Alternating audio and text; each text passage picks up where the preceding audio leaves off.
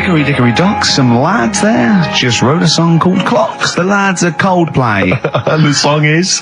Clocks. I'm Ricky Gervais, with me Steve Merchant, Karl Pilkington, pressing the little buttons there. XFM 104.9. What's that little Well, I think I do more than press the buttons. Right, see, this is it, right? Karl has had a little strop on since last night, okay? And He's had a little strop on? Yeah. You said strop on. I just wanted to clarify. And, I don't know why. He says that I'm an annoying person. He says that I wound him up, right? Which I don't know. He says that you're winding up because you're sort of like negative about everything. Negative? Yeah. And, but what I think it is because we pointed out that his lateness is unacceptable. Yeah. He said, meet you at 6. He turned up at 20 past. He said, well, someone stopped me in the corridor. I don't care. I've got stuff to do. We had stuff to do. I think we're a bit busier than you, Karl. You've got one job. We've got loads of jobs. I keep telling you that. You've got one job in a little room, a 9 to 5 there, that you don't even get done in 9 to 5. That's why you're late and mucking around all the time. There's loads of work to do. Yeah, one job. No, it's not. It's one job with a lot of other jobs in it. It's like those little Russian dolls you get. Right? Well, it's not, is it? Go. Yeah, it is. Yeah. Everyone thinks, he only sits in his studio messing about, making songs a phrase. That's what I do in my free time. Which we've got coming up later. Super slick. I still think 20 minutes late is an outrage. Yeah, 20 minutes late is... Yeah, but I didn't say bang on 6. I said around 6. No, you didn't. You said 6, which means 6. Well, it doesn't. Wait, sorry, it doesn't? If it was a newsreader, I'd say, yeah, you've got to be on time. Do you know what I mean? If it was a 6 o'clock news, I wouldn't want to be late. But it's the fact that I said to you, I'm busy, I've got stuff to do. No, you didn't say that. You said 6 o'clock to sort out tomorrow's show. I didn't. I know what I said. So yeah, you don't, because I remember you sent me a text. It wasn't even a phone call. You didn't even have the politeness to call. Stephen has stitched him up by being a little bit more precise than him. It was a text and it said, see you around 6 tomorrow, question mark? Around. You just said it. Well, yeah, but 6. That doesn't count. That doesn't mean anything. Well, yeah, no, he does. What? So you told me he said 6. Well, he did. I'm paraphrasing. 6 o'clock, Rick. To me, even if it was around 6 o'clock, that would be 5 to 6 or 5 past 6. It would not be 20 minutes after the event, because that is late. Yeah. Well, you've got nothing. You see, you haven't even got an excuse. Yeah, but then I turned up, right, and I said, right, well, let's not argue about this. Let's come up with some good new features, because we've been in Cheap as Chimps. That's gone today. Good news. He never liked Cheap as Chimps, Karl, did he? Right, he never liked it. Do you know what? Do you know who's took it further? Donald McIntyre. What? He's doing a programme, Cheap as Chimps. No, he's not doing a channel. Well, we'll see. Again, I'll prove you right. Again. He's not doing a programme, Cheap as Chimps, is he? He's not. What do you mean? I saw a trail on Channel 5 and it was saying, is it 5 or is it about 20 past 5? He's doing this, he's done that, now see him on Channel 5 because he's moved to Channel 5. Right. He's saying first big problem, chimps, they deer and that. And, no, they're not deer. He's getting confused. No, 50 odd grand for a chimp, and it's saying, he'll look into how much you can get gorilla for. What are in the name of God are you talking about? We'll talk about that later. But I don't know what. I'm just saying that's another idea. And then, so go on, you got off. This is why you never get stuff done and you're late. You got off the point. You were talking about arriving late. Yeah, I know, but I'm just saying to you now, I turned up late, so I said, right, well, let's not argue. Yeah. I said, let's do some stuff. Yeah. You weren't having any of it. I think at one point you were trying to be sick on my leg. I do remember that. Yeah. Why? Just for fun? Yeah. All right. That's when I started getting annoyed. He was very annoyed last night. No, yeah, okay. Yeah, I can see where that could be annoying, but you just got to think, hey, look, say what? It's, Well, I think you rub each other up the wrong way. Yeah. No, that's the problem. Well, no more Cheap as Chimps today. Right. Nothing to replace it because we didn't have a chat. Mm-hmm. Songs of Phrase, we're doing that. You can win some stuff. Yeah, we've got the film that we haven't done for the last 2 weeks. The final film, we won't be doing that. Let him down. There's 2 weeks. So you're 2 weeks late on that. Can I just ask, guys, is there going to be some great music? Yeah. Well, what about something from the Only Ones? Yeah. Another Planet. Brilliant. Another Girl, Another Planet by The Only Ones on XFM 104.9. I'm Ricky Gervais with me, Stephen Merchant and Karl Pilkington. Karl, cheer up. Come on. There's a war on. Chill out. Yeah.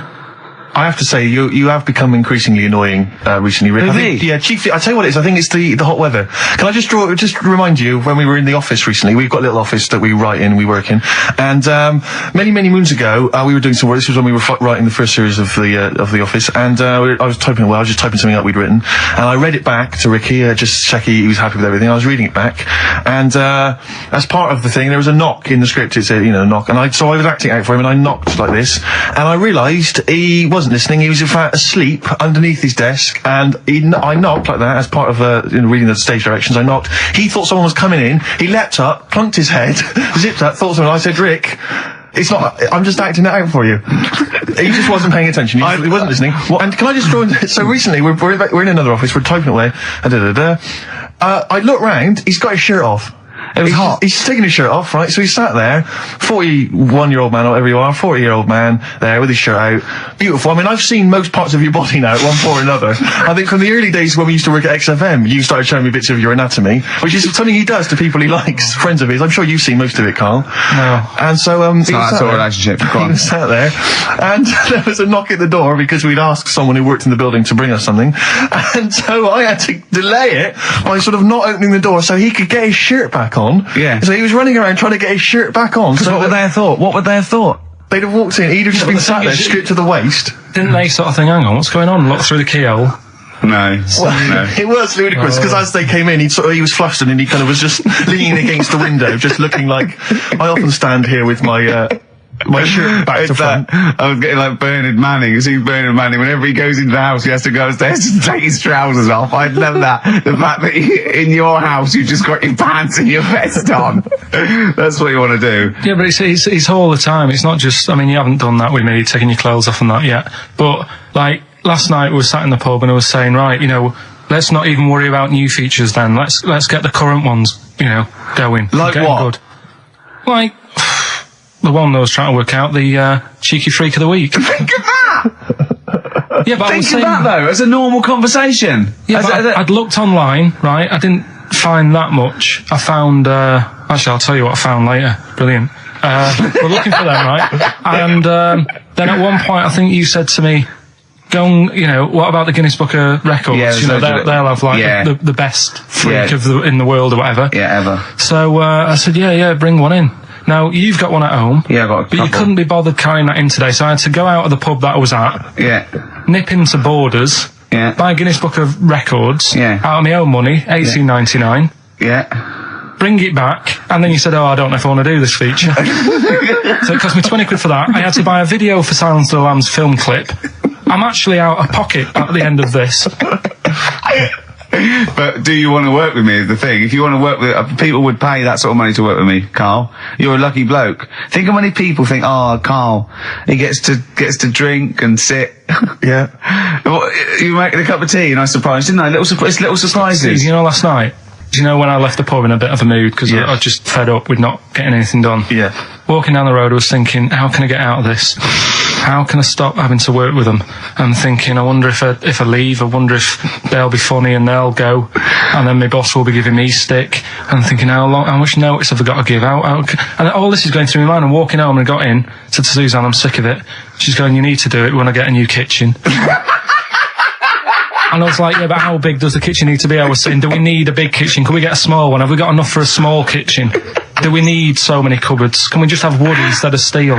All this, trying to get out of doing this. Yeah. It's always I always feel like, because I like to think that I'm not perhaps as bad as him. Yeah, You annoy me in different ways. Like what? How does he annoy you? Well, stuff that, I come up with ideas, say Cheap as Chimps. Yeah. Rockbusters springs to mind. Yeah. 15 like Taiwan. 15 Taiwan. Let's just remind people what 15 Taiwan was. It was a little feature that I wanted to give a run, give it a little run, see if people like it. The premise being? No, there's no premise, it's just a title. No, we were going to get 15 sort of ornaments, you'd explain them, and then people would call up and say, that one's from Taiwan. See, God, you just explained why I didn't think that was a good idea.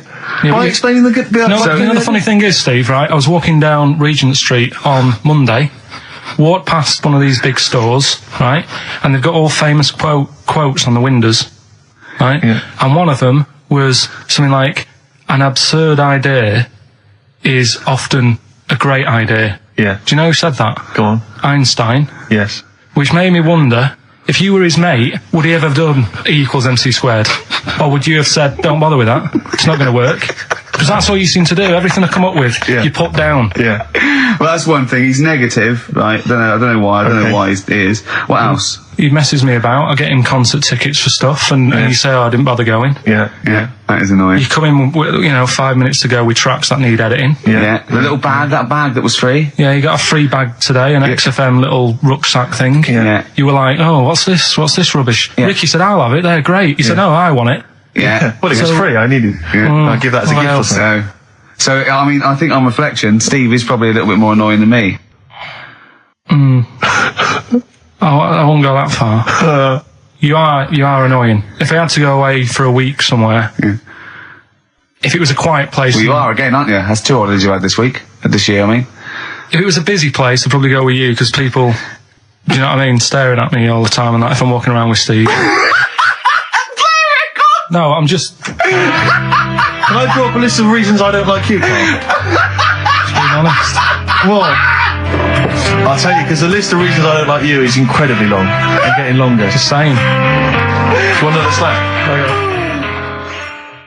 There's a star. Ash, XFM 104.9, Ricky Gervais, Steve Merchant, Karl Pilkington. Carl. Alright, let's start again. Yeah? I'm going to be the same, but let's start again. So what I mean is stop being grumpy and let me carry on being annoying. Because Steve's not going to change. He's not going to suddenly start going, you know what, Carl? I think your ideas are really good. Do you know what I mean? Remember when he came up with that idea, that game show idea? And you went, well, it's not an idea, Carl. And he came to me, he said, oh, I've had it with Steve. What was it? He went, how did The Office ever get on telly? Well, what was the idea again, in summary? I don't want to talk about it on air because someone will nick it. No, they won't. They will. Donald McIntyre's already got Cheap as Chimps. I bet they're in the making of Rockbusters as we speak. Yeah. So I'm not going to tell you any more about it. Bob Oldness is probably nicking that idea. Exactly. Well, cheeky little... Right. Song's a phrase coming soon. Is it? Yeah, what is it this week? What's the phrase? We're, remember the story I told you ages ago about my neighbour having a horse in their house? Oh, yeah. Having a horse. What's happened with that? Lenny Henry doing it as a series? So, and people nicking your ideas left, right and centre? Well, that's the phrase we'll be using anyway. What? My neighbour had a horse in her house. How many words is that? 6. My neighbour had... So, there's no grammar either. My neighbour had horse in the house. My neighbour had horse in house. What is the phrase? My neighbour had a horse in her house. Are there any prepositions? Are there any prepositions in this sentence? Look, don't judge it beforehand. You see, I'm turning over a new leaf. I think this is a great idea. I think Carl's a genius, and I look forward to hearing this enormously. Yeah, okay. And I won't be sick on your leg, or squeeze your head, or make you jump when you're making a cup of tea. Just looking through the Guinness. That's still the funniest thing, isn't it? Squeaking at someone when they got a cup of tea. Right. There are a lot of what strike me as seemingly pointless feats. The Guinness Book Records is right. The Guinness Book Records is great. I used to love it as a kid. I've had about 10 copies in my life. The last one I bought a couple of years ago, present. It was really good. I love it. I love the real records: tallest, fattest, thinnest, best, fastest, most expensive, biggest, and all that. But the ones that really annoy me are the ones that. The reason these people are in there for it are the only people that tried. What? Yeah. Like, the milk bottle on your head. Most watches eaten. I just found that one. Kim Sung-do from South Korea ate 5 watches, the entire watch with the exception of the wristband, in a time of 1 hour 34 minutes. What do you make of that, Carl? Made him regular. Come on. How did they time him? Most live rattlesnakes held in the mouth. 8 live rattlesnakes held by, it just says an idiot. Yeah, this gives you an idea, Carl. Talking of idiots. Do you want to get into Guinness Book Records?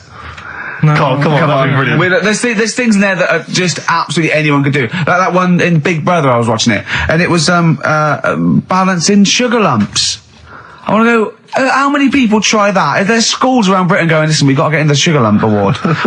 It's grassroots level. There's not enough kids balancing sugar lumps. How can we compete in the world market? I was looking at it last night, and there was one about the farthest that a dog swam I think it was something like 9 miles, but it had no choice, did it? You know what I mean? He took it out to the Atlantic or something, and so it didn't want to do it. Threw it in the water. Yeah. So it's not alright to put it in a bin bag and chuck it in a canal, but it's for a world record. Yeah. 9 miles it did. Oh, God. Possible ones that you could do, Carl. What's the most Forrest Gumps fitted in one wheelie bin? What about this one for you, Carl? The record stands at the moment for most arrows caught by hand, but that's quite tricky. So what about most arrows caught by head? Yeah. And you would just fire arrows at your head? They wouldn't, it would just skim off him. Do you think so? Yeah, the roundness, it would never actually get any sort of, connection. Fastest human crab? Could you do that? I'll do that. Can you form the crab? Can you do that? What's that? It's just like go bending over backwards No, I and can't running. do that. No? Right, what about, what would you be good at? what about hamburger stuffing? Oh, right, Carl. Alright. In the mouth, you mean? Well, it says the record for stuffing the most regulation-sized hamburgers, including buns, in the mouth at one time is how many?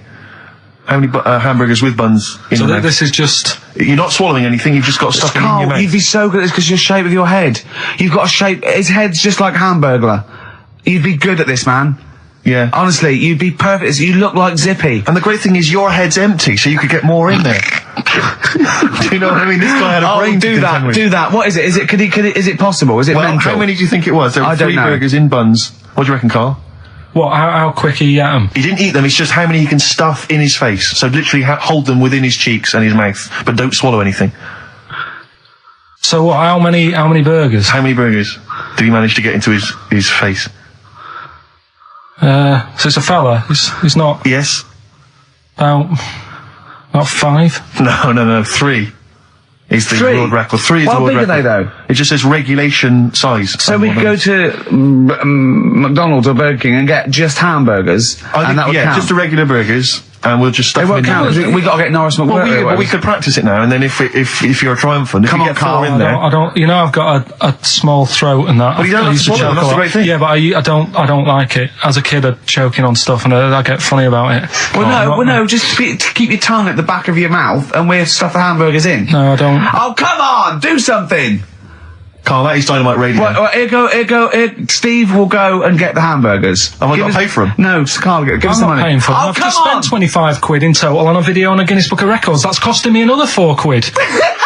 I'm not doing it. Come on, give us the money. You're coming back. Andrew, come on! I'm not doing it. Come on, do it. It's an interesting thing. Come on. You could be in the Guinness Book of Records, Carl. No, leave it. See if we can. Oh, please, phone in if you want Carl No. to eat burgers. You don't have to swallow them. You can spit it all out. You can be sick on my leg after. Oh, come on. No, 'cause I don't like the stretching thing either.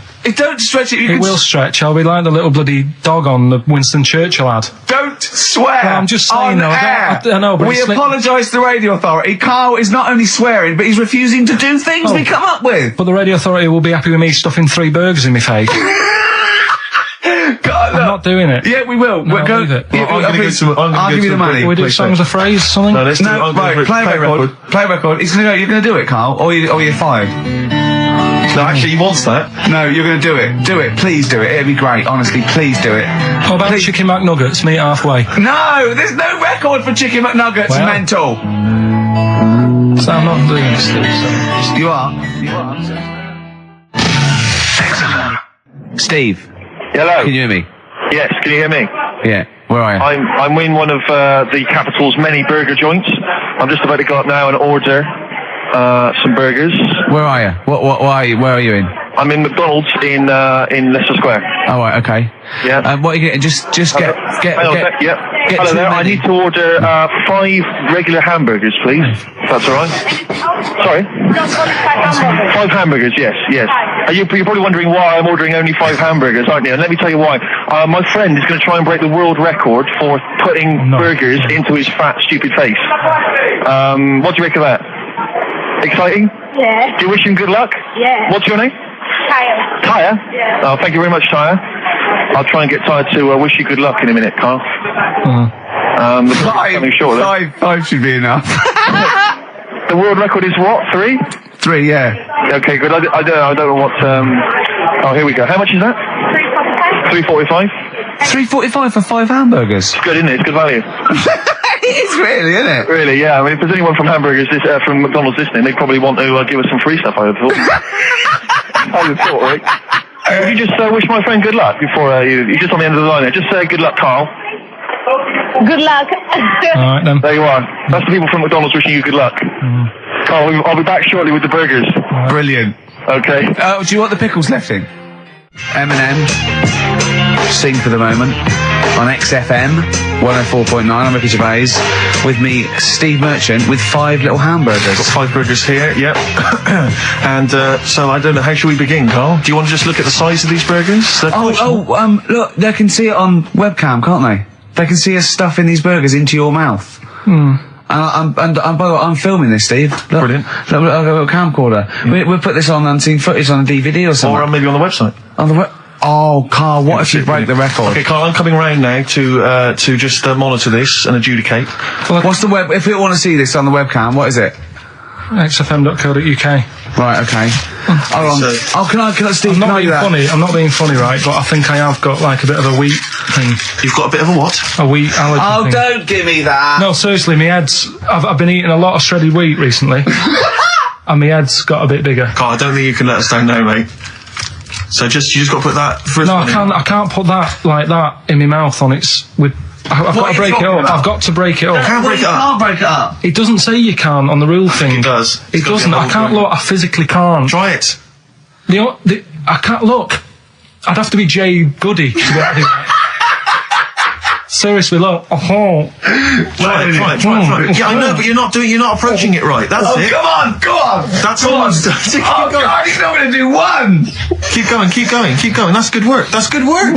How do I get 3 in? Keep pushing. Ease it Keep pushing. Ease it Keep in. pushing. Get 1 in at least. Ease it Get in. 1 in at least. Get 1 in. Ease it in. Get 1 in. Push it. That's one. Let's go for another one. Let's go one more. R.E.M. Night Swimming. It's a lovely song, isn't it, Carl? Huh? XFM 104.9. I'm Ricky Gervais with me, Steve Merchant. Carl, disappointing. You couldn't even get 1 whole burger in your mouth. I did kind of. Yeah, but there was a bit sticking out. It just looked messy. But you were saying about putting it in whole, and I don't think that's the rule. Okay. It's like you can get more in a suitcase if you put things in properly. So you don't just get all your clothes and chuck them in. So it's about, I reckon you've got to rip it up a bit. Okay, do that then. See how many you can get in. You've got to get in 2. No, just 1. No. Well, it's crazy. Pack it in. What do you do? Pack your cheeks first. Honestly, Steve, my head is swelling a bit because I have got a wheat thing, a wheat allergy.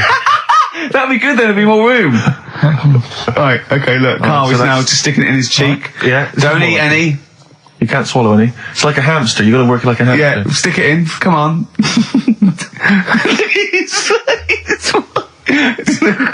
looks like Marlon Brando in The Godfather. Come on. Don't lose any yet. Right. Pack it in, then use your fingers to pack it in. Come on. Wedge it in. Like you're grating the bath. I can't do this either. Keep going. Keep going, don't give up so early. This is part of the problem. You just give up, Carl, too quickly. You failed again. It's like your history O level. Come on, Carl. Come on. Do something well. Succeed at something. Push it in. You've got nearly half a burger there. Oh, I'll come round there. You're chewing. Don't chew. I've got a bit of food. I don't know what he said, but... Is that a whole one? No, it's not. I can see bits left. Come on, Carl. Come on, keep working at it. Keep working at it. Look, there's so much space in your mouth, I can see it. He's going red. Okay, we'll do another one. We'll do another one. That one then. We're doing a... Oh, are you alright? Are you going to be sick? Are you alright? Alright. Oh God, should we play a record? He's making my eyes water now. Okay, I'll find a different one for you. Find a different one for What him. about most grapes eaten in 3 minutes? I'll go. Do you want to do that? Grapes are easy, aren't they? That's easy. Great. Come on, grapes are easy. New single from Jesse Mailing, that's called Wendy.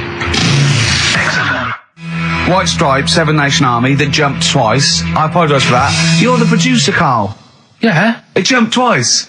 Well, it's not my fault if people are slipping around because the burger's on the floor. You're trying to squeeze my head when the song's playing. What difference does that make? Anyway. Right. Don't take any. Right. I've just got some grapes there. We've counted them out. What's the record then? Okay, well, the most grapes eaten in 3 minutes. You've got 3 minutes, Carl, and you've got to beat Matt Hand from the UK, who consumed a total of 133 grapes in 3 minutes on the 8th of November 2001. Right, there's 150 So 150 in there. Right. Okay. So you've got 3 minutes. What are the rules? The rules You just are... gotta eat them and swallow them, and it's like Cool Hand Luke, right? You gotta just stuff them in and don't choke, because I got worried with the burger. That's a good advert for McDonald's, isn't it? Not only was I impressed by the cheapness of them, but he couldn't even get one in his mouth. Yeah. So value for money there. Maybe they'd like to send us some free stuff. Yeah, free, or just money. Any some money would be good. Next week, Carl, you're eating Sony Walkmans. That's right. Yeah. Available for right, Carl. Right, I think this is going to be good. Right, what we're going to do, right? We've got song 2 by Blur set up. We know that's 2 minutes, so you can play that because that'd be boring radio hearing Carl choke, wouldn't it, for 3 minutes? Exactly. So when I say go, Carl, right, I'm going to go right on the minute, right? You've got to have a handful of grapes and you've got to press song 2 by Blur. When we come back, you'll be stuffing your face. Hold on, you don't ever do that. How can you work the buttons? I can do that. No, I don't think you can. You cannot touch the grapes until the opening note Yeah, of but song hold 2 on. begins. When the Blur 2's when song 2 stops, can we just push up the fader so because you'll be stuffing Don't worry, your face. we're almost. Let's go. If we go. Okay. Any second now. Okay, right. You're Okay, ready, 3, 2, 1, go! And he's off. That's good work from Carl there. He's approaching it cautiously to begin with. Cautiously. And he's keeping Well, let's just, just keeping people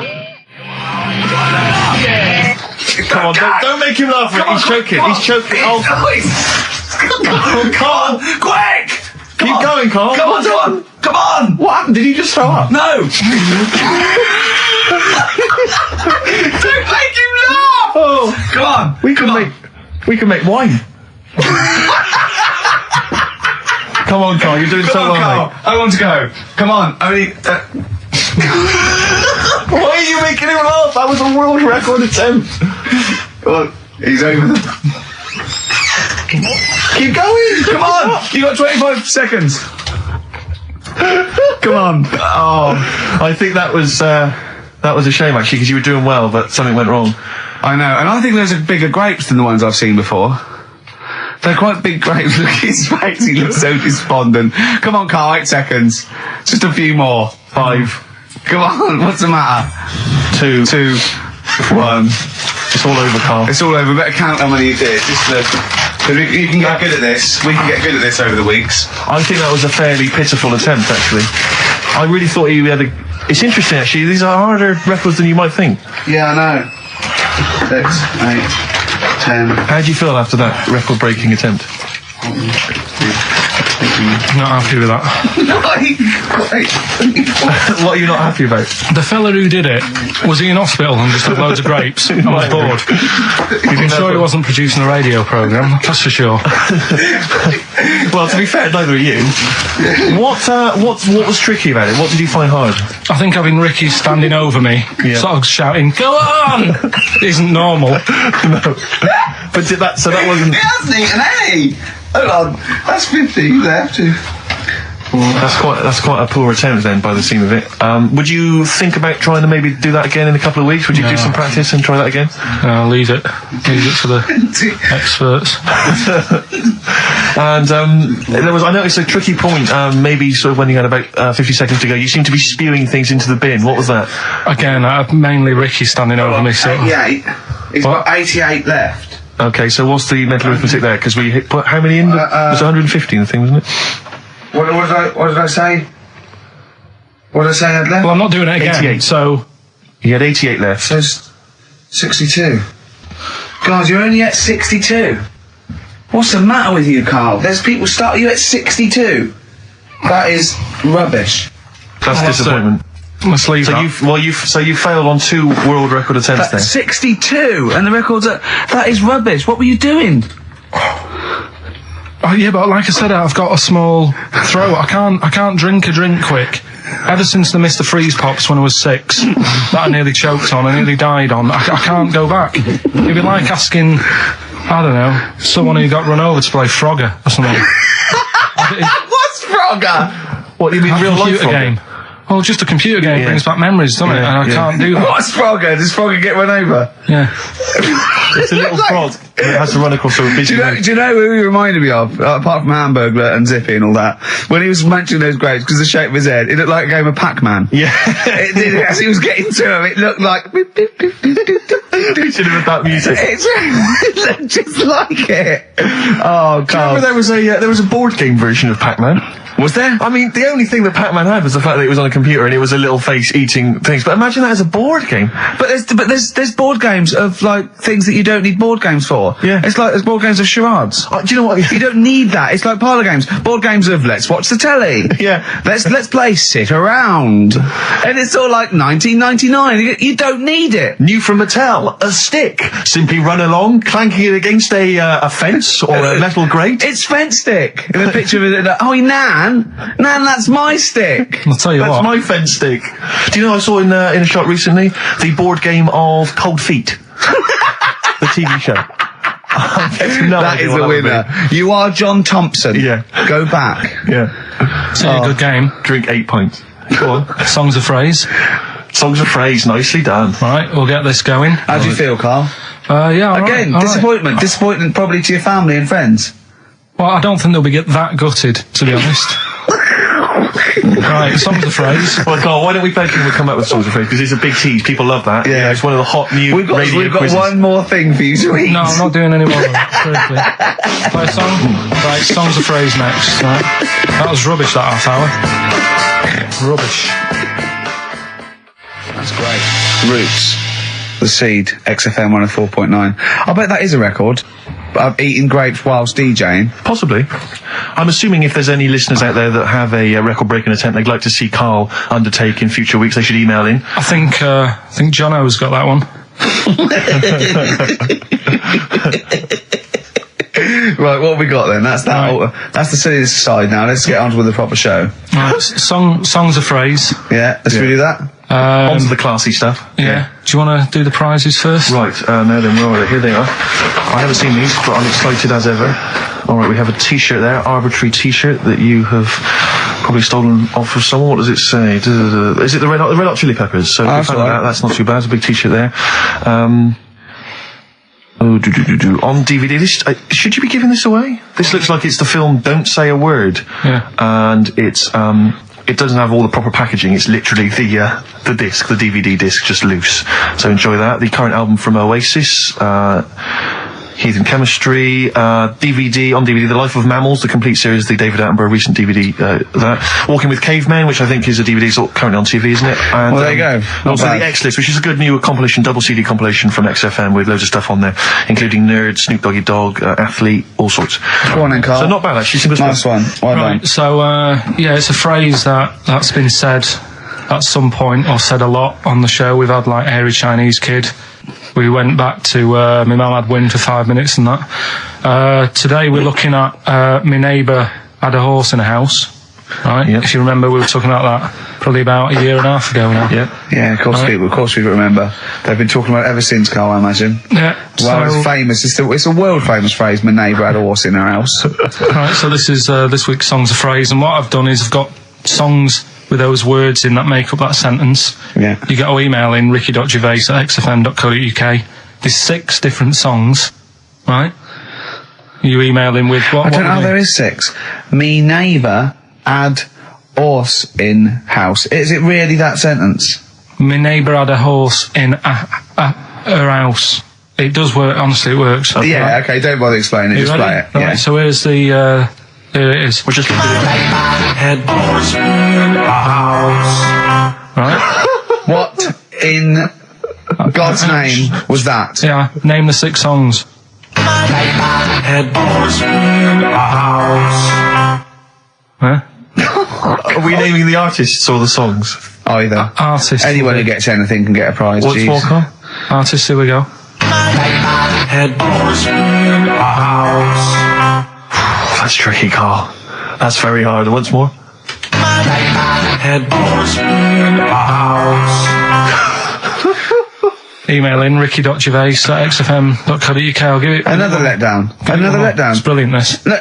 How can you just say that after I've just been stuffing grapes in my face and that? Well, you failed. You didn't get one burger in, right? Even when you tried to chop it up, there's 3, right? So that's it. Well, Steve, out of the goodness of his heart, went to McDonald's. Okay, I got some grapes. At 62. That's got nothing to do with this, though. This is my game show here. Bob Holness didn't say, yeah, Blockbusters is good, but I never see him eating grapes. So this is a different thing. Forget that. Right? Here's the clips again. Here's the clips. Oh, you know I said I was going to turn over a new leaf and not criticise your ideas? I think it's the end of this one, mate. Oh, he's done it again. It's atrocious. Ricky.gervais@xfm.co.uk if you've got any idea. Dandy Warhols. We used to be friends. That is Carl's favourite record of the year. Yeah. New music.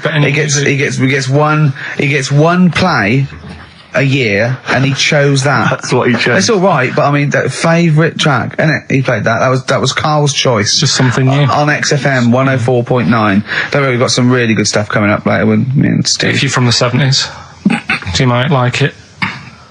You see that he's getting too cocky, isn't he? It's arrogant. He's sort of like I mean, we've tried giving him something in his life. He's got, you know what I mean? He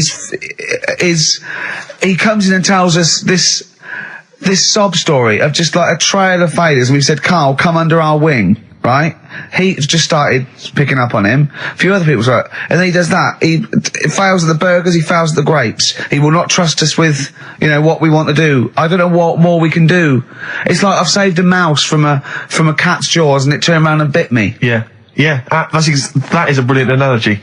It's a bit like we were trying to give you something that you could care about, that you could be passionate about, that would somehow give a meaning to your life. You would be in the Guinness Book of Records alongside, I mean, Bubble. Bubble failed. Do you want to be Bubble? Do you want to be Bubble?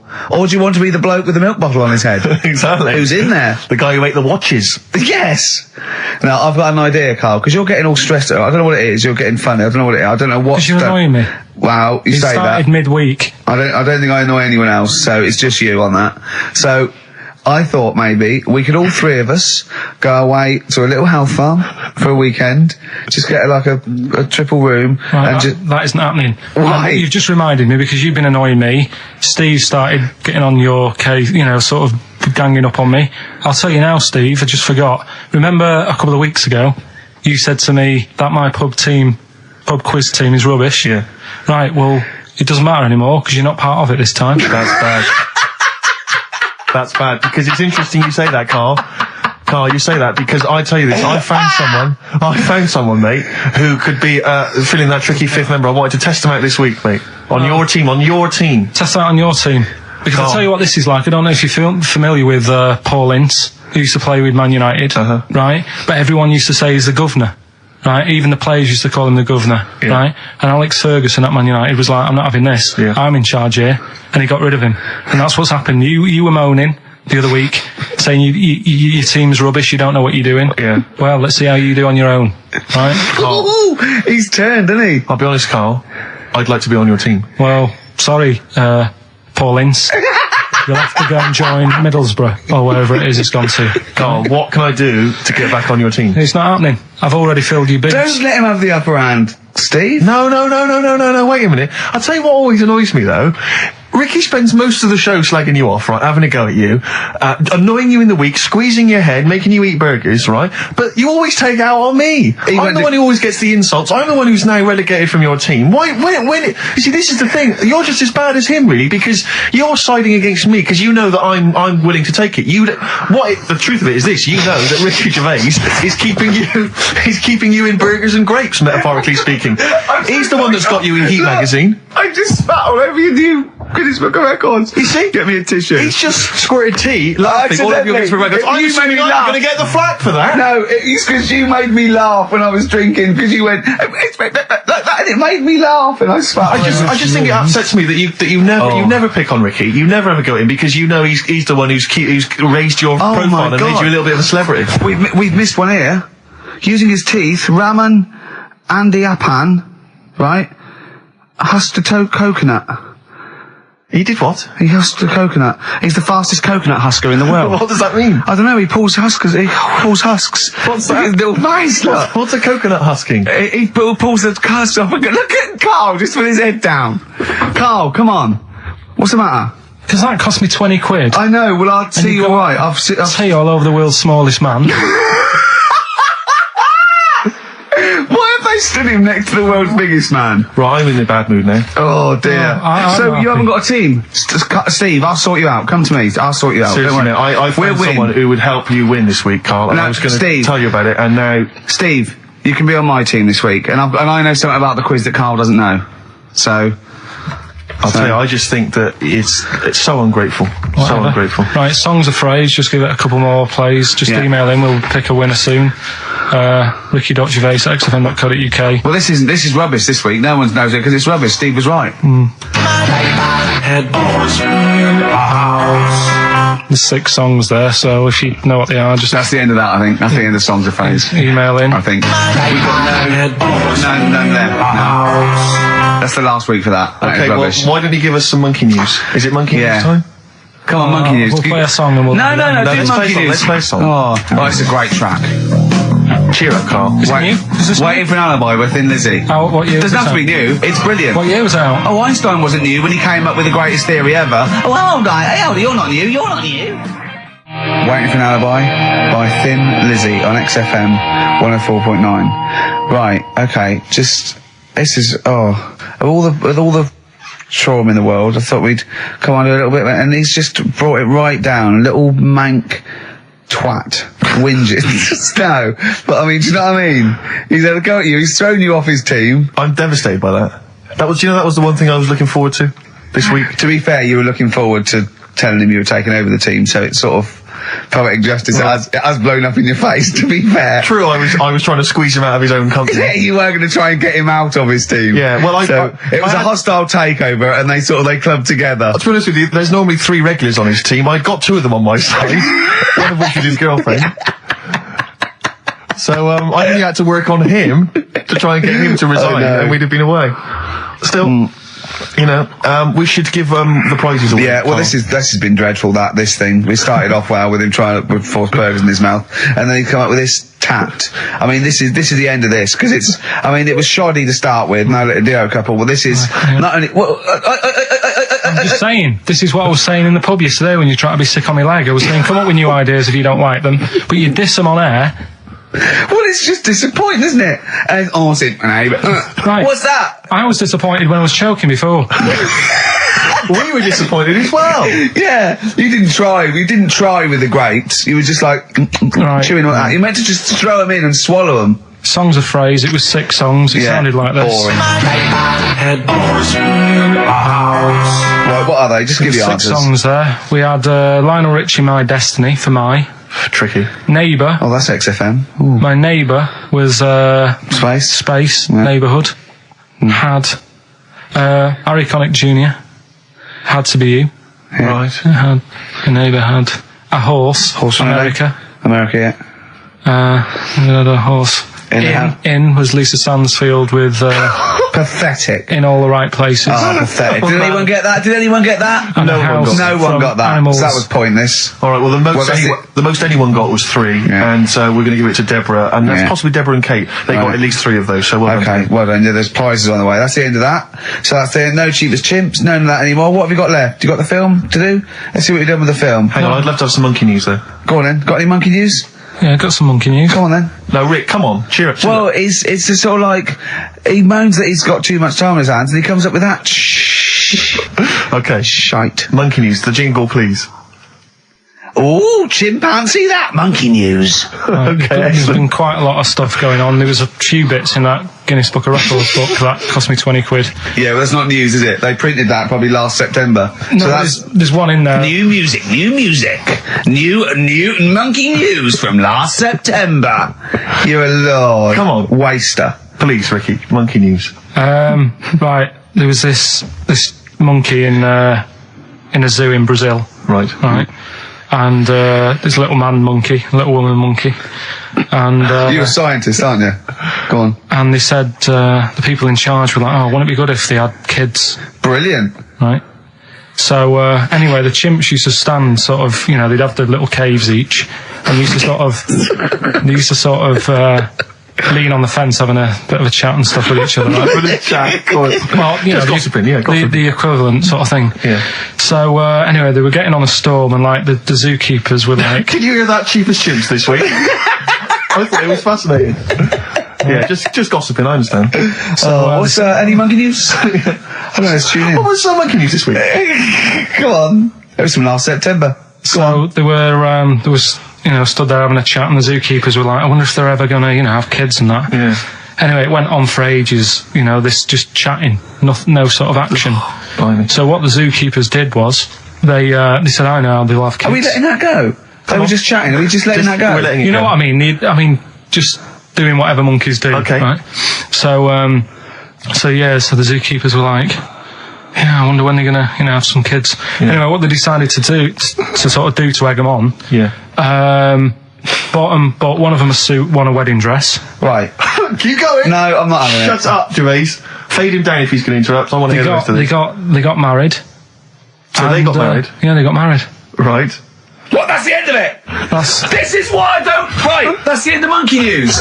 That's the end of monkey news. Don't do that again. You've got no features left. Why don't you like that? Well, it's not a story. It's about two chimps chatting, which doesn't happen. The zookeeper's going, well, I wonder if they can ever have kids. Egg them on. They got married. That's the end of the story. What are you talking about? Hang on, just calm down. Let me just check that you didn't make a mistake there and didn't lose out. What do you mean you didn't make a mistake? Wait a minute, he may have just left out a fundamental piece of information. What, that the would- story? That would have made it into a story. Right. Let me just check the facts. So they bought them wedding outfits. They were married. Did they propose to each other, or were they just forcibly Don't married? encourage him. Just forced onto And it. then what was the outcome? Once they got married, what happened? They fell in love? Yeah.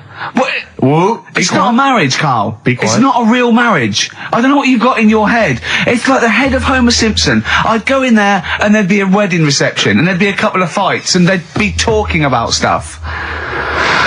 They got married. They fell in love. Did they have children? They're not back off the honeymoon yet. Play a record. You got no features left. You got one feature left and come back to the film. Eve Satisfaction, new single. Yeah, XFM, quick, play it. Right, we've waited 3 weeks. We are going to play it. I don't care whether we're late. We were late in because there was news. So, play it. Which film are you in this week? Looking at Silence of the Lambs. Right, play it. Just play it. Have we got a question? Well, come No, on, who the question cares? after. Who cares? Should Carl carry on? Play it. Right, Silence of the Lambs. The bit where Jodie Foster is having a chat. Good evening, Clarice. Right. Just thought I'd come and see you. How very thoughtful. Don't mind me popping in though, do you? It's just no one else is interested in the sort of things I like talking about. People will say we're in love. Well, say what they want. Did you hear the show last week? We were talking about gay people, if they should have their own toilets or not and stuff. That was good. Yeah, it's all right, wasn't it? Got a good debate going. Enjoy doing the show. It's a favourite part of my week, really, just talking about weird stuff and that. Oh, Clarice, your problem is you need to get more fun out of life. I have a lot of fun in my life.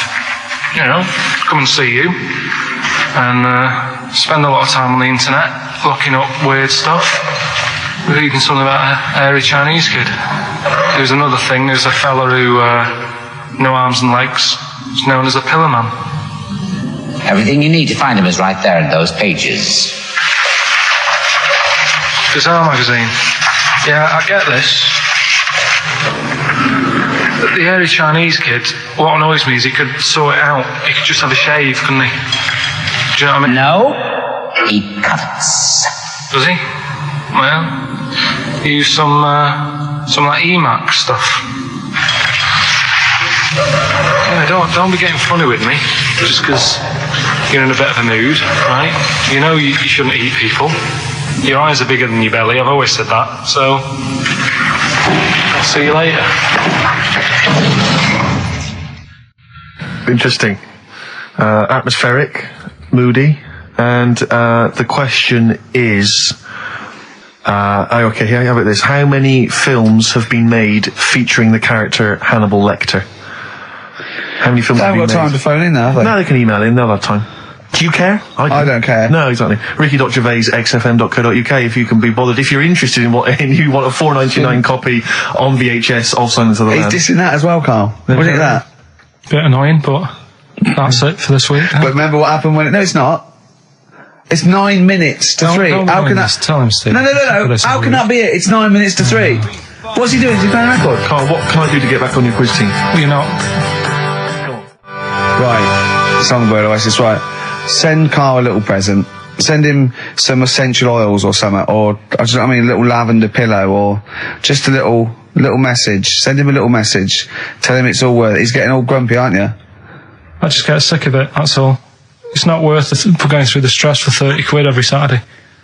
You lying little... You'd get more than 30 quid. Oh, not much more. Anyway, Steve, who's the winner? The winner is Mike McNulty. He correctly answered the fact that there were 4 films featuring Hannibal Lecter. There's a downer now, isn't there? There's a downer. I think it was you, actually. I mean, I don't know, Carl. It's not like I'm just trying to win myself a place on your team, but I actually felt that Ricky was really I gave him grapes. I thought Ricky was discourteous, if that's a word. I thought he was rude, aggressive, unpleasant. As one person emailed in, a dickhead. So, someone also said you were fat and talentless. I don't like those emailers who do that sort of thing, but one of them said you were really, really annoying. Well, cheers for that, but you're still not on the they didn't team. like what you were wearing. So, back next week. What did you say? Cheers for that. Have you ever read the White Van Man column in The Sun, Carl? I've seen it. Are you familiar with this? This is where every day in The Sun they interview a guy who drives a white van, just, in order to get the kind of voice of the man on the street in the paper. And he has to answer, or just give his opinions, really, on events that have made the news each week. There have been huge rises in street crime, especially muggings and carjackings. What's your view there? More youth clubs are needed, aren't there? You think more youth clubs? I like that. No? Okay. No, I like that because it's so 1950s. Yeah, it's sort of like you want a bobby on the beat that'll clip you around the ear. So once they've come out of national service... Yeah! No, I love that. And if you find someone smoking a wood bomb, you make them smoke 50. Yeah, exactly. Oh, this is great. That is great. Did you used to go to youth clubs? Yeah. And they kept you out of trouble? You used to get into a fight afterwards when you came out. But for the sort of hour and a half you were there? You had a bit of pool and some boxing and a bit of pop. Yeah. So more youth clubs, that's good. I love him. I love him. If you're at home, just make notes, because this is brilliant stuff. Honestly, you won't hear more honest, from the heart stuff than this. This is great. Go on. This is not pre-planned. These are your direct responses now. I promise you, Carl did not know what we're going to do. He never knows what we're going to do, and he always answers honestly. That is the beauty of Carl. It's not an act. What is your view, Carl, on New York's former mayor becoming Sir Rudy Giuliani? Sir Rudy Giuliani. Is he happy with it? He appears to be pleased with it. Let it go ahead. Fair enough. Okay. Go ahead. Oh, he's genius. Okay. Is he happy with it? He's like your nan. Yeah. What do you make of a cat that's been cloned in a secret 2.5 million research project? To find out what? If they can clone cats, yeah. Have they had to hurt it? Sorry? Have they had to sort of hurt it to do that? Have they had to hurt it? Yeah, or is it just scraping its tongue for some stuff? I think the cat's fine. The point is that they're cloning another creature, which is potentially very dangerous. Have you seen that film where they bring Hitler back? That cat. What if that cat turned out to be a world dictator? Exactly. What do you reckon of cloning generally, Carl? You concerned about it? When they're cloning for organs, they just grow them for the, Do you know what cloning means? Yeah, it's when you, make something else that's the same, isn't it? Right. Yeah, I mean, it's not going to do any harm. Okay. And finally... This is on the World Council. Yeah. Finally, what do you make of some city workers who were caught bonking in the glass lifts of the Lloyd's building? What do I make of it? Yeah. Is that a problem for you? Do you think that's unprofessional? Was it the lunch break or... I think it was lunch break. It was their own... All right. It's their own time, I think, fair enough. It only takes 45 seconds to go from the bottom to the top. Is that a problem? They moved quickly. They acted, on instinct. You think fair enough? If that's their natural instincts and they're both consenting, you think fine? Yeah. Okay. Yeah. Thanks very much, Carl. Thanks very much, Carl. Carl, we'll have more of Carl's world-weary opinions next time on the show. Yeah. Now it's time for White Van Man. White Van Man. Yes, for those that don't buy The Sun, they think it's beneath them. White Van Man is a column they have, I think, every day, actually, and they just get sort of some, Joe Public to kind of comment on the week's news. Just seemed to me, that it might be interesting to get Karl's views on some of the big events. Not because we think that Karl hasn't got a valid sort of viewpoint. No. Because Karl sees the world differently to some people, that's all, and that's what's interesting. Like an artist does, or a... Exactly, yeah. He's very bohemian in his outlook. Yeah. Do you feel that you're up to scratch on this week's news? I don't like this bit. Do you? No, just relax. Why not? It's pressure. No, because you just have to give us your first opinions. For your honest answer, that's all we've ever asked of you, Karl, and it's all you've ever given us. Your honest, your first from the heart view, yeah? All Don't right. worry, just relax. Just chill out. Are you worried that people are listening and thinking you're an idiot? If my girlfriend's listening now, go and have a wash or something. Go and have a wash. Not very nice, is it? Is it the opposite of Napoleon and Josephine? Yeah, go on. If you're going to visit me again, Josephine, for Christ's sake, wash. Well, I'll ease you in with something fairly easy, a music-based question. Kylie Minogue versus Dido as Queen of the Brits. What's your view there? Go and have a wash. It doesn't really matter, does it? It doesn't really matter. What doesn't really matter? With the Brits. I was watching it the other night, and I think Kylie will be a good-looking old woman. Do you ever do that? Sort of I want to, Steve, I want to celebrate with you. Every time he opens his mouth, says something like that, I want us to open a bottle of champagne. I know what you mean. Do you know what I mean? It's sort of like we did that. Yes. No, do you ever do that, though? Look at people, and another person who springs to mind, Jenny Powell. I don't think she's that good-looking now. Who's Jenny Powell? Is she that girl that used to be the assistant on Wheel of Fortune? Yeah. I think she's a bit over the top for a young woman. But when she gets older, I think she'll look... Be a bit of a stunner. Okay. So, for you, Kylie, whereas you don't feel that about Dido, is that right? She's alright, she's normal. I prefer Kylie's sister to Kylie. She looks, I can imagine her being hard work to live with, and... Who, Kylie? Not being washing up and that. Right, sure. Being a bit fussy. Okay. And what do you make of taxes rising in the next budget to pay for NHS improvements? Well, my dad went to hospital to have an operation once. Yeah. So I feel like it's worth paying it, because I've got something. Because people might have to go to hospital. Yeah. Yeah. Well, it makes a change when it's someone in your family, doesn't it? Yeah. Because you sort of realise... Yeah, a change is as good as a rest. And the weird thing is, if it weren't for me dad, I wouldn't be here doing this show, because when he was in hospital... Well, no, I'll stop you there. Yeah. To be honest, that's all you need to know. You wouldn't be here, true, but no, but... Well, no, because this was after I was born. So, I would be here. But his more direct involvement was what? Yeah, because when my mum was seeing me dad in the hospital, I got a bit bored, went for a wander, found the hospital radio station... Yeah. And got a gig. Really? So, in a real sense, if it wasn't for Karl's dad, Karl wouldn't be here. And did your dad, while he was listening to you, did he, sort of tap the nurse and go, can you get that twat off the air? Who's put him in that? Yeah. Oh, come on. Okay, what do you make of the real-life Mowgli who's surviving in a Transylvanian countryside? Apparently, I don't know much about this story. I don't know. You know Mowgli, he's the guy from the Jungle Book. Yeah. The little kid that grew up with bears and animals and stuff. Apparently there's a real-life one in Transylvania. What were the things in Gremlins? What were the what? In Gremlins they were... Wait. Okay, this is an example. This is what your girlfriend said. Think. What were the things in Gremlins called? I can't remember. Really... Something like that, isn't it? No, wait. Just really think now, Karl. Just with everything with all the brain power you've ever used, think what the things in Gremlins were called. It's not there. There's a clue here. Oh, no. Yeah. They're not. What? Gremlins. Yeah. Play a record, Karl. What about the fact that the world's tallest man is living in a semi in Neasden? It's alright, isn't it? Something that someone told me in the week is that, do you know all these tall people like this guy? Yeah. It's just a bit weird they've only just found him, considering he's the tallest man. I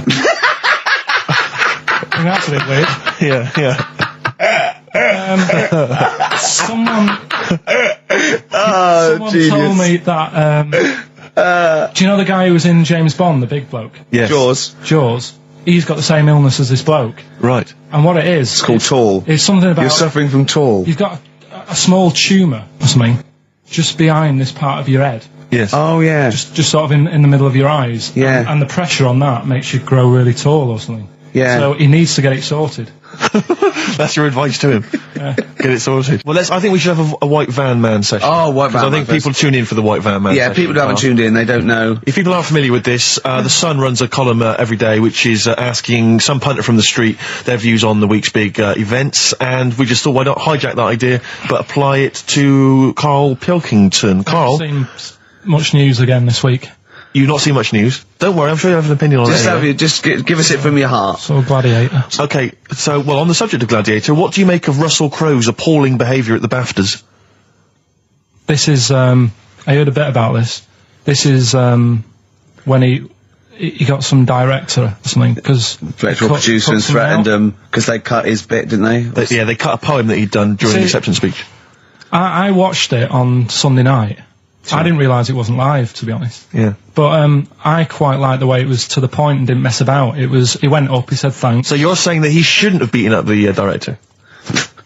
Is that what you're basically saying? It's a bit over the top. You thought so? I mean, if you didn't have time, if you really, I mean, what's the poem got to do with the film anyway? He was an awards. So do you think it's ever justified to beat up a TV director if you're a major Hollywood star?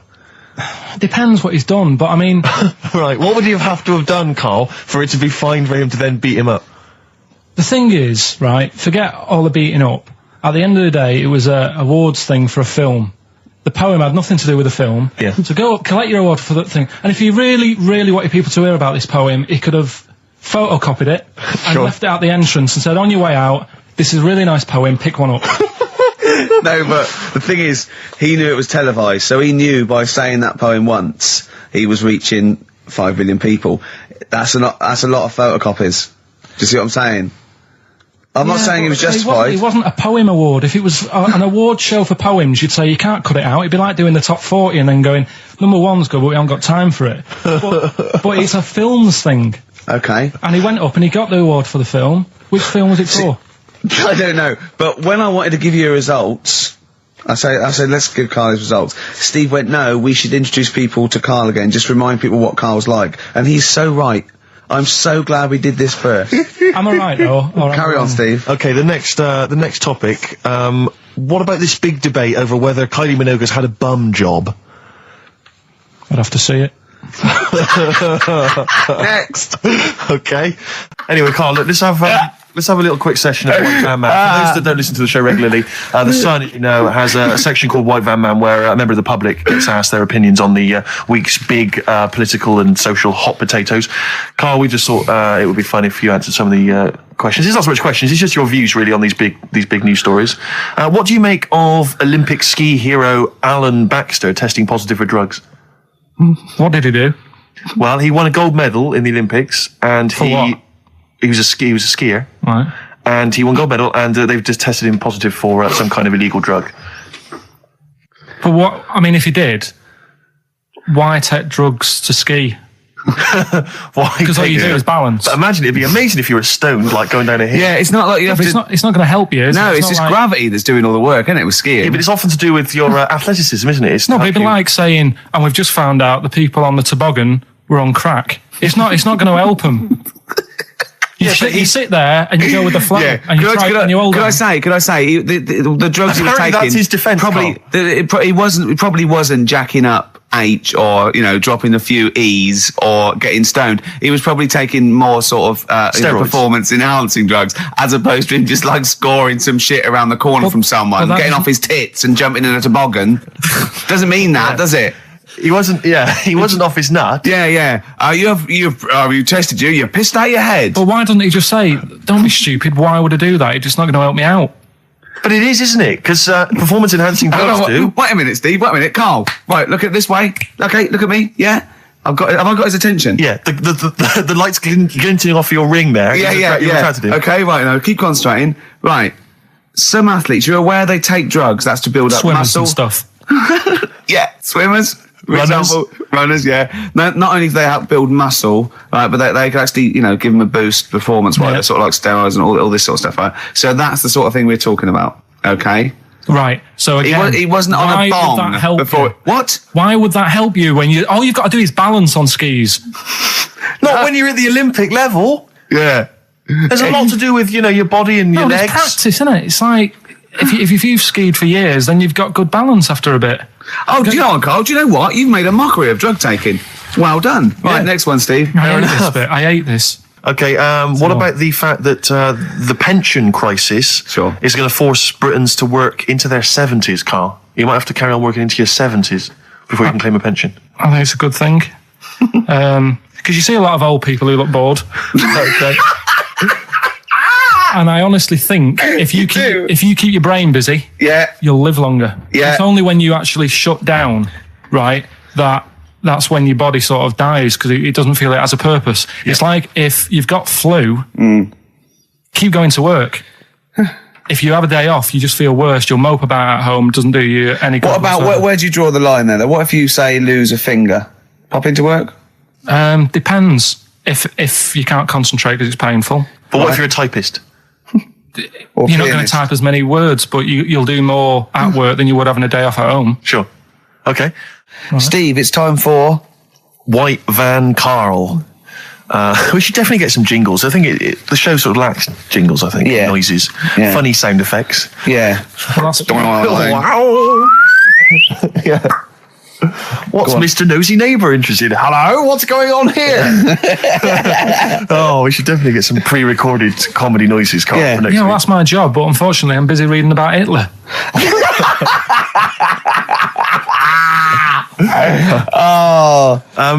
For those that don't know and aren't familiar with this feature, basically The Sun runs a White Van Man column where it asks just people who, every men and women, their views on news stories from the week, and we decided we'd just ask Carl his opinion on some of the same issues. This week... Not like us to rip off another idea and just use it for our own... No, but this time... The White Van Man in The Sun this week is Herbie Crossman from Harrow in Middlesex. Herbie. And he's asked his opinion, Carl, and what's yours, on pop idol Will Young admitting he is gay. Come on, Carl. I don't understand what the big deal is, to be honest. Okay. Talking to different people about it, and they've said, it could affect the sales, girls won't like him anymore, which I think is rubbish. Yeah, because it finished George Michael's career, didn't it? Oh, yeah, and I was thinking when I was growing up, right? And Freddie Mercury. I was into Kim Wilde, right? Sure. Now... And her kids. You're not going to tell me she's gay, are you? No, but if she was, if they said, she's a leather, right? I wouldn't say, right, that's it, I'm taking kids in America back to the shop, I'm disgusted. Sure. I liked her. Yeah. I don't think I'm ever going to meet her and marry her and that, so what does it matter? Yeah. Will Young, he's a good voice, he's gay, a lot of gay people in the world. Georgie boy was gay, I guess. There you go. Nothing more and nothing less. The kindest guy I ever knew. So Do you Bowie? No big deal. That's one of your favourite songs, isn't it? Brilliant. Kidding of Georgie parts 1 and 2, isn't it? Yeah.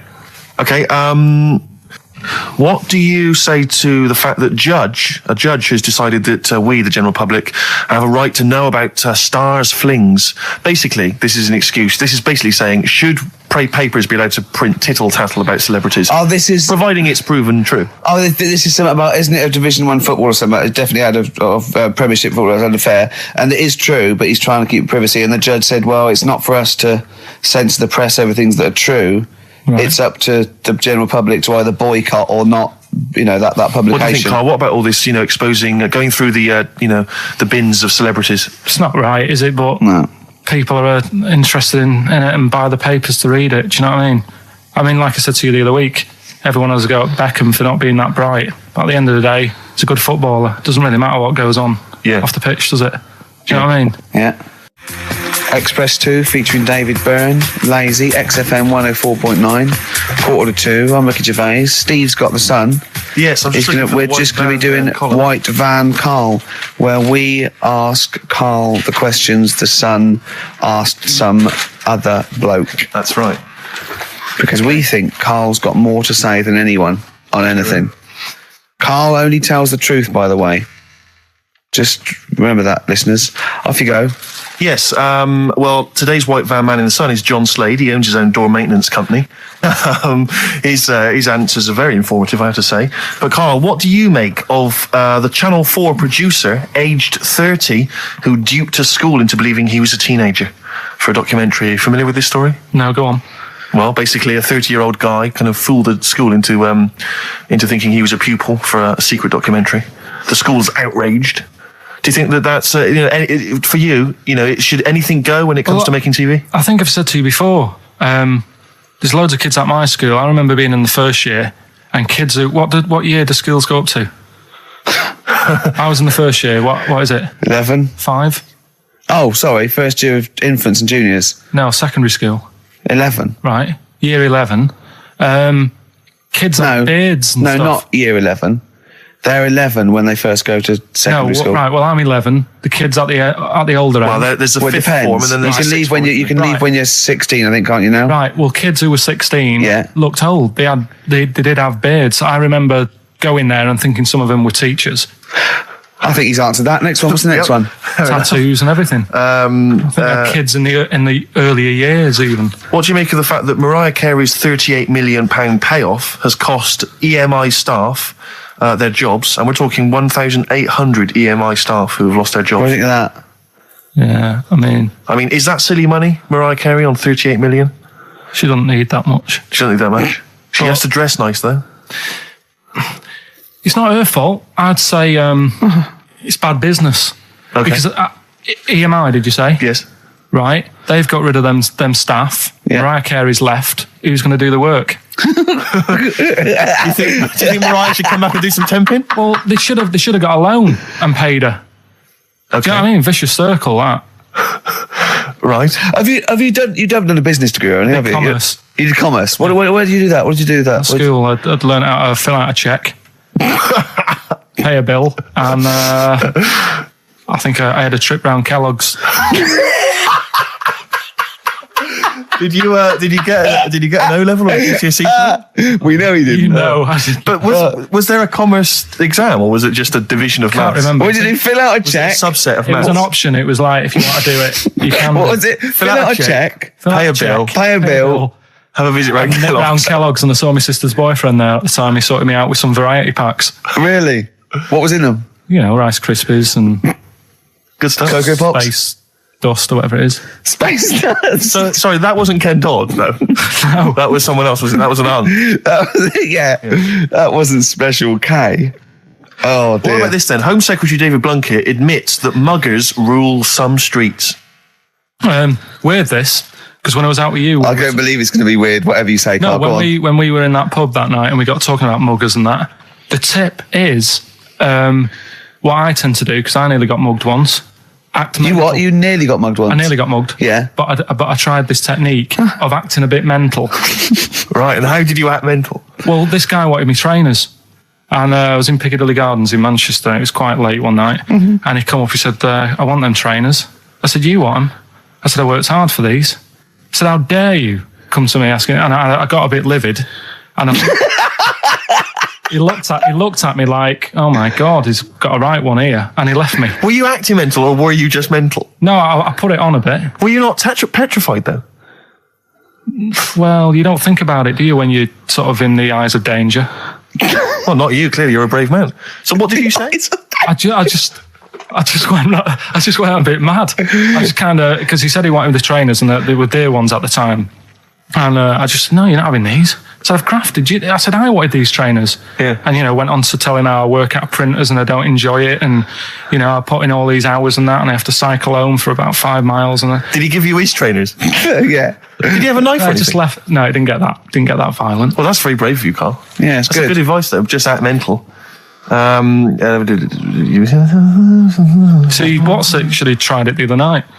Oh, Liza Minnelli. Yeah. Well, she says, I've worked hard for these diamonds. Yeah. Not easy being the daughter of Judy Garland. You don't know what it's like. You know a lot about paying bills and writing out checks. Yeah. Tell us about Kellogg's. What was it like? What was in the factory? Was it just like squashing bits of corn? And Pretty boring, really. Just loads of conveyor belts, boxes of cornflakes everywhere. Just what you imagine. yeah. So is it more, this is where you might be working? This is where you're likely to work if you Possibly. leave There was school. 2 trips. There was that and the trip to Manchester Evening News. Okay. And I left that early because I had a job in Cordon Bleu. In Kellogg's. Cordon Bleu, what's that? It's like a supermarket. Yeah. And I had to leave the trip early, and the teacher went mad saying they thought I'd got lost on the, in the building and stuff. What, you It didn't caused tell a anyone? uproar. No, because it was like day 2 of working in this supermarket, and I couldn't be late. I thought by the time I explain where I've got to go and everything, I'll be even later. Sure. So I just left, and then apparently they were searching the building and everything for me. Oh, I was stuck in a printer. Don't know. Stuck in a printer? I don't know. What was the printer's name? You worked at a supermarket called Cordon Bleu. Cordon Bleu. Brilliant. That's great, isn't it? It's rubbish. Oh. Got sacked. What'd you get sacked for? Messing about in a back in the car park round the back. Yeah. Right, there was a grid, and all the concrete had gone funny. So when it rains, you got like a big lake. Oh, yeah. Right. And I got in. Do you know those big metal trolleys you get to like put all the food in whilst? Oh, yeah. And I got in one of them and pushed myself out into this lake. Of cement. No, Of I water. got full Oh, it of was water water, 'cause it'd been right, raining. right. And I got stuck in the middle, right? And the boss was like, "Where's Carl? He's meant to be doing, facing up the beans." And I was like, And you were stranded in a lake. So someone said, "Oh, I saw him messing about out the back." He came out and saw me stuck in the middle of this lake in a trolley, and he said, "Get back in." I said, Would you say, no, I'm filming sharks? I said, "It's too deep. I can't get out. You'll have to pass me something." And he said, "I'm not passing you nothing." He said, "You can get out of there and walk through it." I said, "I'm not. I've got my trainers on, probably the same ones." Yeah, you've risked actually. your life for them. Yeah. I said, "I'm not getting these wet." He said, "What are you going to do?" I said, "I'm going to wait for the water to go down the grid." He said, "The grid's blocked. Now get out or you're sacked." I said, "Well, I'm not getting out." He said, "Right, you're sacked." Right, well, it's time for White Van Man, which is where we ask Carl the questions that the Sun asks someone else. Exactly. It's an article in there where they ask them, typical man on the street, the big questions of the day, gives them their platform to the nation, and we think this is just too good to let out because we only care about one person's opinion in the country now. That's true enough. He's the K-man, and there he is. There he is. Right. What do you make of a New York's ex-police chief saying we need more bobbies on the beat? He's come over here. He's the guy that sorted out crime in New York City. He's come over. He said, "You're going all over the place here. You need more bobbies on the beat, not more policemen, a visible police presence." There was something last week about some copper in London who was sat on a bench, and he was asleep or something. Yeah. And people were like outraged because like he should be looking after England's people, not nodding off on a park bench. Which is a bit daft because They were shouting he should be looking after England's people. Was this the 16th century you went back to? What do you mean he should be looking after England's people? wherever he was, if he was in like a park somewhere, Yeah. they were like really annoyed because he was asleep. But Sure. the way He's I probably look at it, undercover. No, but the thing is, if there would have been any trouble, I'm sure he would have woke up. Yeah.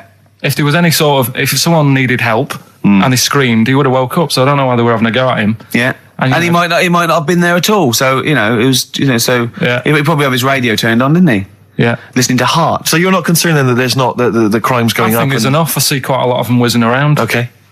You're happy then? Yeah. As long as you're happy, Carl. So you don't think it's too much crime?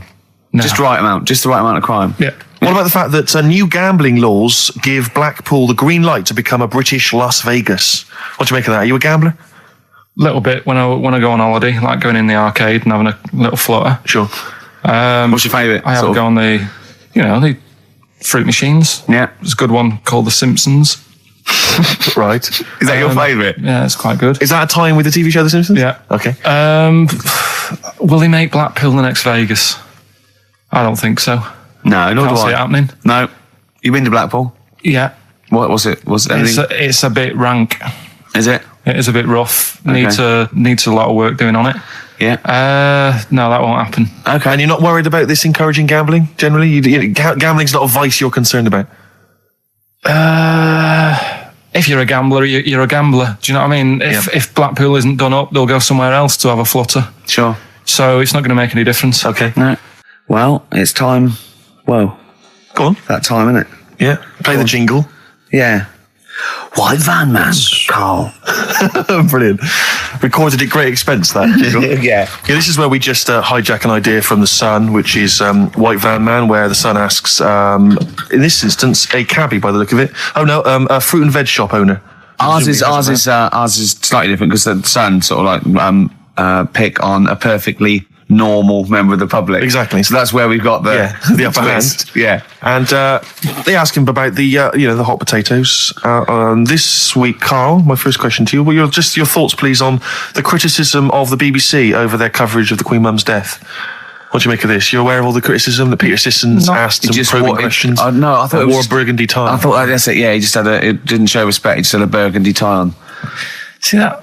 that's not really not showing respect, is it? No, it's not. You know, you show your respect by sort of doing the news on it, giving her a bit of coverage, and showing, you know, Bit of publicity. what a good woman she was or whatever. Yeah. And then you move on to sport news or whatever. Do you know what I mean? Yeah. I totally agree. I don't like the way everything's morbid. I was thinking about it. It's like, you know, the way in birthday cards and that, people always put funny things in them. I think you should save things like that for funerals, for like funeral cards and that, and try and cheer people up at times when they're low. Do you know what I mean? Because on your birthday, you're quite happy anyway, so you don't need someone putting a funny comment in a card. I think, you know, when you send a card... What would you suggest? Well, you know... whoopee cushion, but on the vicar's chair.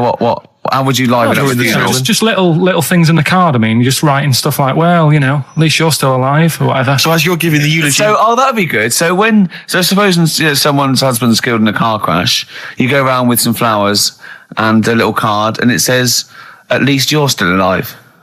Well, maybe something funnier than that.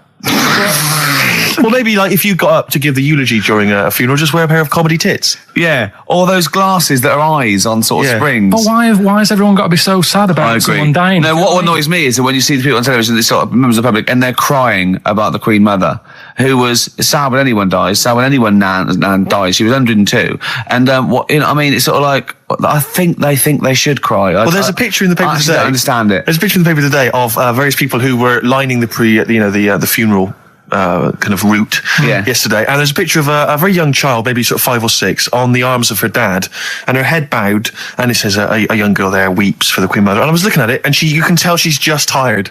Well, she's just tired and bored. It's so transparent that it's not crying. It's Most just, people what are we cry doing when their here? nan dies? Exactly. You know, it's sort of like. But what is a 5-year-old girl going to be? Why is she going to be crying? The Queen Mum said, I can't believe it. Yeah. Teletubbies? No. The Queen Mum. Oh, not the Tweenies? No, it's all in a minute. Yeah. It's just like, Oh dear. I mean, I know. I'm sure, you know, I don't know much about her. I don't know if she was a great woman. And obviously, you know, it's always sad when someone dies. But it's like, it's interesting that there was a lot of tourists in that long line of people that are now queuing for hours upon hours to see her dying in state. Because it's clearly just people who want to be a part of Must be history. gutting if you're over from Sweden and you find out that, you know, the Queen Mum's died. Oh, you must be devastated. You probably don't want to carry on with your visit. Exactly. Really. Okay, listen, Carl. I think we've covered that. What do you make of the? What do you make of the first genetically modified baby? Oh.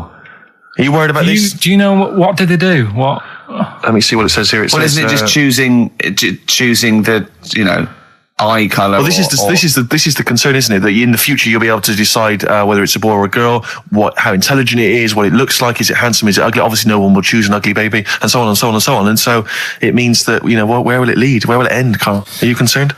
I've thought about this a lot. What will us three look like in the future if they're being, you know, genetically modified beautiful people? What will we be like? How will we be considered in society? True, yeah. But we've talked about this before, haven't we? About the cloning thing. Yeah. That's a bit weird.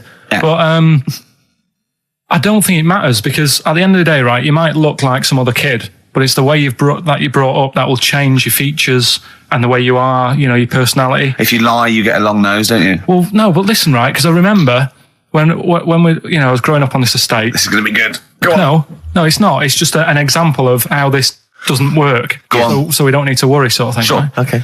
So I'm growing up on this estate, and there was this woman about 4 houses down, right, who's a bit rough. All right. Didn't fancy her. Oh God, no. Right, but she had a Why? baby. Well, tell me about her first. I'm interested in this woman. Why was she? It was a very. So like being a man in a I dress. mean, I didn't grow up in a posh house or anything. And I'm not saying that if you live in a bit of a rough house, you're a bad person. What does she look like? But anyone can Tattoos? clean up. Look And like Tony Green with a fag on. they didn't clean up much, right? Oh. Which, even if you've not got a lot of money, you can still try and make Get the some place look jiff. nice. Yeah. Right? But she didn't. And a kid used to take a horse into the house. Sorry. Whoa, Yeah. Whoa, Neddy. What do you mean a kid used to take a horse into the house? Where did he get a Unbelievable, right? horse? Must have nicked it from somewhere. Must have done. You've seen a horse doing it? No. What, is that from outside the saloon round the corner? Yeah, was it just tied up with a bit of leather? Right? And, Oh, that's great. I'd Did been Big out. Jake come and looking for it? I'd been out. Oh. Nicked No, away. sorry, let me get this. This was before the lynching stopped or after? Where did he get a horse from? What do you mean he must have nicked it? His mum said, where'd you get that from? I bought it. All right then, but keep it out the kitchen. I don't want you going Catlin rustling. Where did he get a horse from, Carl? And how long did he have it for? Was he leading it or riding it? Mum, open the door, I can't stop. I can't stop it. Open the patio door as well. Looks like we got us a runaway. What do you mean? I don't know, but the thing is, they couldn't afford to buy one because they're not cheap. So I'm just guessing. Maybe that's wrong of me. But I think... He had a horse? Yeah, right. So that's why the family didn't have any money. They'd spend it on the horse. No, I don't think, that's what I'm saying. I don't think they would have bought it. So anyway... Yeah, it's wise to whisper, Carl, in case they're listening. Yeah. And they could be in the room next door. It's not buying it, it's keeping it as well. Oh, so I was like in the car with my dad coming into the avenue, and you used to have to drive down it to turn round. And, and you know, sort of go back to our house. You had the traditional method of transport. Yeah. And the horse was in the lounge. Reading a paper. Just like walking around. Oh God! What? And when I was doing, I tried to earn myself some money once by flogging little flowers in plastic cups. What? This is genius. It just keeps coming. What do you mean you're trying to flog little flowers? What do you mean? Wait. Let's play a record. Let's play a record and come back to this, because this story's going to just unravel and unravel. It's going to go on for hours. Let's play a track, deeper Carl. and deeper. It's like an onion, isn't it? We've created a whole world here where there's a man living with a horse. Just walking around the lounge. I come from the West Country. I've never heard anything like that. I just think of a big sort of like orange carpet, and it's got a rediffusion telly, and this horse going, I'm fed up in here. Exactly. This is really... I am not taking the rubbish out again. Yeah. Right, play a record. Let's have Velvet Underground. We've got that lined up. Oh, yeah, the classic from the first album. I'm waiting for the man. Let's come back to the horse in a second. Little flowers in pots. What do you mean? Well, that bootleg's going under the name of Nothing, Miss Jackson, I think, by Meats and Poultry. So there you go. I do love these bootleg things because they're so pointless, but they're so enjoyable. Yeah, it's great. It's fun to do. Yeah, exactly. They're great. But not as much fun as White Van Carl. White Van Carl, absolutely. Do you want to explain the premise? Well, we take the Sun, ask someone else, and ask Carl. It's simple as that. That's The Sun have just taken a normal person. We flipped it. We're going to ask Carl the same questions about the week's news. Yeah, just basically your opinions, Carl, as ever. What do you make of, well, obviously the big news, David Beckham's broken foot? Is this a big concern for you? No, I mean, he's sad. You know, he's sadder for him more than anyone, because, you know, to like be in the World Cup is like the main thing for him, isn't it? Yeah. But he's still a young lad, and I don't think he'll give up. I reckon he'll still turn up. He'll be all right. And yeah, good luck to the lad. You know, I like David. I'm not going to slag him off. Wise words. Yeah. He says that like he knows him, like he's popping round for drinks later. Yeah, like we tried to stitch you up. Go on. But obviously yesterday, was it yesterday? I think maybe Thursday. The Sun printed a big picture of David's foot and encouraged everyone to touch it at midday, because hoping that this would somehow, if we all thought and prayed together, somehow that would help his foot heal. Do you believe in that? No. Any belief in that? No, you're going down the old like your Regella route, aren't you? Sure. I know, it's stupid. Yeah. I'm sure. I mean, it's nice effort and everything. It sort of cheers everyone up. Hold on, you believe in ghosts and warlocks and licking toads? Why is that any more stupid than all those things? It's not going to work, is it? All right, fine. It's rubbish. Okay.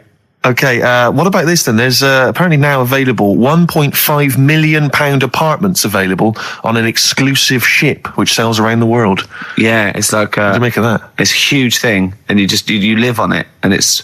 I mean, in theory, how big is it? It's mental. Do you know it's like a town centre. Do you know how like people said that the Titanic was the biggest ship? Was that only then? They've got bigger ones now, haven't they? Yeah, a lot bigger. Oil tankers are much bigger, and. Yeah. No, but actual liners are big. Yeah. It was the biggest then. Yeah. Because my mum told me that there was one that was that big that it had like rough areas on it.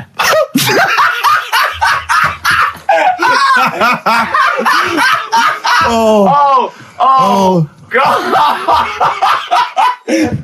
Don't go starboard. Oh God! No, but you know what I mean? Right. It was like we're thinking of moving. We're seeing the captain. We're thinking of moving to a nicer area. Oh yeah. I've heard they're very rough in aft. Oh God! Oh, that's they steal your tires. A ship's so big that was rough areas. Oh, how big is this one that you're talking about? Well, I don't know. It doesn't give me the specifications here, but They're huge. They're huge. In theory, I mean, it's that thing with it's obviously marketing, but they're going to solve the overpopulation crisis, where soon we'll all just be floating around the sea. Yeah, I can see that. The Shining on XFM 104.9. We're doing White Van Carl. Got another one there? Well, it's just your thoughts really on the Queen Mum's very British send-off that she was given this week. Yeah. What do you make of all those people queuing up to see her? Did you think that was incredible? Right. Well, what we said last week, there was I don't quite understand why there was so many people there who were like getting really upset.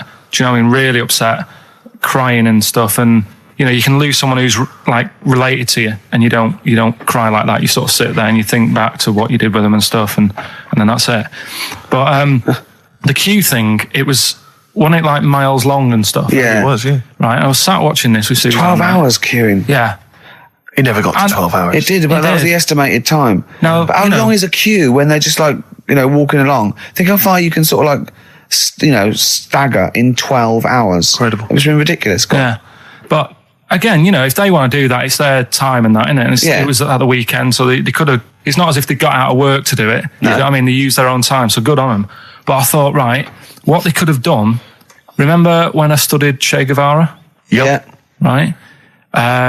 And don't be offended by this, it was just an idea, because they did it with Che Guevara. Remember when they cut him up? Yes, they cut him up, yeah. What was the reason for cutting him up?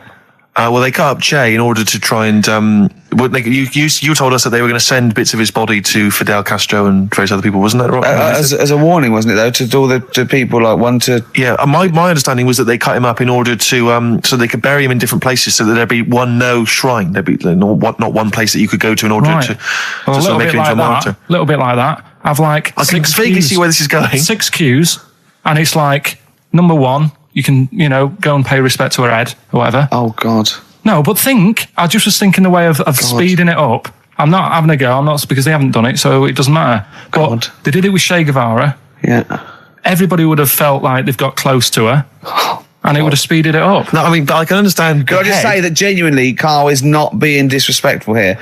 This is his best idea to cut down the queues. So don't phone in. He's not suggesting we should have done this. He genuinely is.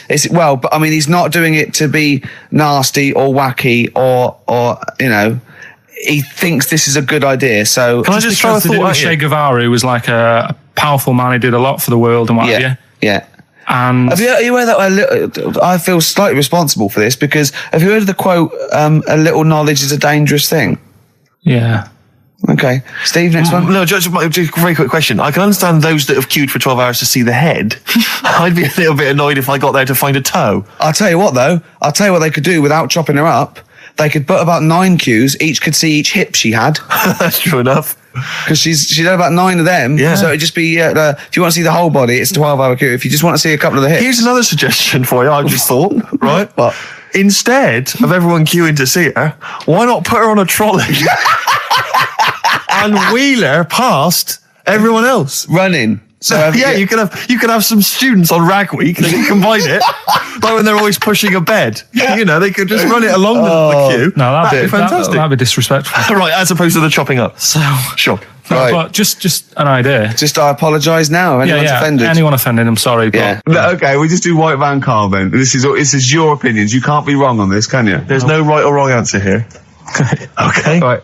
But so this is where we ask Carl his views on the big news stories of the week. Basically, we've stolen an idea from the Sun newspaper, and So this isn't cruel, this programme, is it? I don't think so. picking on me. It's not, is it? It's weird because a few people have said, "Oh, you're picking on me." It depends how you look at things. Isn't Sure. It? Yeah. But you do like it. We could look at it like it's a laugh, so it's not a problem for us. You know we like you. You know you're our favourite. Yeah. I'm going to say thing in the world, but I don't mean that, in a derogatory way. No, I'm cool with it. Yeah? Yeah. Right. Okay. So your views, please, on the fact that attitudes are changing to the possible marriage of Charles and Camilla. Oh, what do you think of that? The roars at the moment, because the recent tragedies are apparently high in the polls, and people are coming around to the idea of Charles and Camilla getting hitched. What's your thought? Whatever, really. I mean, if they're happy with it. The thing that comes out of it most is it just goes to show, right, that there is someone for everyone. Just because, I mean, no disrespect to Camilla, I'm not a good-looking person either, but she isn't a stunner, and yet she's gone and picked up a royal. Right? Yeah. So I think it's good for things like that to happen, because it cheers you up. Do you know what I mean? Gives you a bit of hope. Thanks, Carl. So yeah, it's good. You know, if they're happy, if anyone's happy, it's a good story, isn't it? Yeah. You know what I mean? Yeah. You know, he's had a bit of bad luck, and now he's got someone else in his life. So. While he's doing this, I'm just doing a list of questions to ask him what he thinks of things in the world. Okay. Is that all right? Yeah, no problem. No problem. Okay, what about this then? Are you disappointed by the nation that a third of us are apparently unaware of St. George's Day? 23rd. Is St. George's Day the one with the snakes that we've talked about? No, that's... Are you one of that third, do you think? St. George is the patron saint of England who killed the dragon. Yeah, I mean, there's too many of these days, isn't there? That's the problem. If you make it a bit more special, like Christmas, so you buy presents and that for each other, then people will remember it. But there's so many of these days with Easter and Pancake Tuesday and all that. So it's not surprising. I think as time goes on, we'll find that a lot of these days will just disappear because, you know, people are busy. There'll be new ones, won't there? Right. White Van Karl. White Van Karl. Yeah, this is where we steal the White Van Man column from The Sun and basically fire those questions at Karl, getting his opinions on the week's news. Okay, Karl. Okay, what do you make of this? David Beckham apparently was driving despite having an injured foot and just further threatening his World Cup chances. And obviously, you're a big football fan. Well, I'm not that big. I like the odd game. Sure. Would that hurt him? Would that hurt his foot? It can be good. Is it in a plaster? It's not in a big cast, Sure, is it's it? better to drive than it is to walk on it. Good point. Fair enough, yeah. Go. Can't argue with Can't that. get the bus, can he? Okay, and what do you make of this fascist leader who's having a lot of success in the French presidential elections? What's he doing? Have you not come across this story? No. Right, this is one of the big political So stories. he's got far right that got nearly 20%. He's a far-right fascist leader and he's having considerable success in the French elections. I don't think we should be asking Karl questions like this. Not something you've got to I'm getting scared. There's all sorts of bad stuff going on in the world that we don't know about. Yeah. But we know about this. Yeah, but you're better off not knowing because there's nothing I can do about it. You're absolutely right, Karl. Fair enough. I can't argue with that. Oh, God, man that's alive. fantastic. That is brilliant. White Van Karl. Yeah, White Van Karl. I mean, for those that don't know, we do this. We ask Karl the questions that the Sun asked someone else. That's right. The Sun every day asks some, average Joe his views on the week's big stories. Karl, let me ask you now. What do you make of Prince Harry smoking openly at a polo club? Are you aware of this story? No. Was it? Go on. Prince Harry, you know that he's one of the royals. Yeah. And he was seen smoking openly, a fag, a cigarette. A polo third in line to the throne. Something like that, yeah. Imagine that. Someone smoking a cigarette who's third in line to the throne. A cigarette, Karl. Is it a non-smoking polo club? Do you know, I don't know, but if it were, would that make things even worse for you? Well, No, yeah. seriously, what do you make of it? This is, the whole, the furore is he's a role model, he's a royal. Should he be seen puffing away in a public place? I don't think it matters, does it? Not a concern for you? How old is he? Is he old enough to smoke? I think he probably is, yes. Right, yeah. Well, I think the trouble with this role model thing, with anything that's legal, it should either be illegal or not. Yeah. I just don't think you can impose things like that, because you could say that it is bad for you, and it is bad to start smoking, and it really is bad for you, it causes cancer and everything. But everyone knows that, don't they? Well, yeah, but you should either make it illegal or shut up about it. So this is Karl you're asking, isn't it? I am indeed. Sorry, So we can throw these questions your way as well if you fancy. Sorry, yeah. It doesn't matter. But Karl, what are your views generally? I mean, it's obviously cigarettes are perfectly legal and so on, but what about stronger narcotics? Because I know you're very scared of drugs and stuff, aren't you? I'm not a fan. I don't No, know. what's your concern? What's your worry? Just like you might get into them. It's like you might have them and go, oh, this is all right. Exactly, Karl. Exactly. Although I was talking to you about it earlier, and you weren't very sympathetic about a lot of young people who have perhaps gone to crack or smack. You describe it as their own fault? Sometimes it is, isn't it? Yeah. I mean, I could have turned to it where I grew up, but I said, well, don't want to do that. It's not good for you. Sure. And I avoided it. You turn to ghosts. So you've got no sympathy for anyone who's a drug addict? It's their own fault, is your... It depends, doesn't it? Sure. Do you know what I mean? You can be an addict if, I don't know, something, I'm trying to think of a nice way that Well, you most might people end up... start on stuff like that because something really traumatic's happened to them. Very few people go out for a laugh one night and go, let's all try it. So, but Yeah. Just say no, I suppose, is the Just say attitude no. in the end. Listen to the cast of Grange Hill. Now, this will scare you. Now, Carl, you will be a little bit unnerved about this. Have you seen the film Jurassic Park? Yeah. You know what happened there? Well, according to the sign here, it says scientists are planning to clone mammoths for a theme park. Look at his face. Look at that. He looks like a dog caught in the headlights of a car. He's terrified. I love Carl. He sprung to attention Carl. there. Is that the best news you could have? Man moths.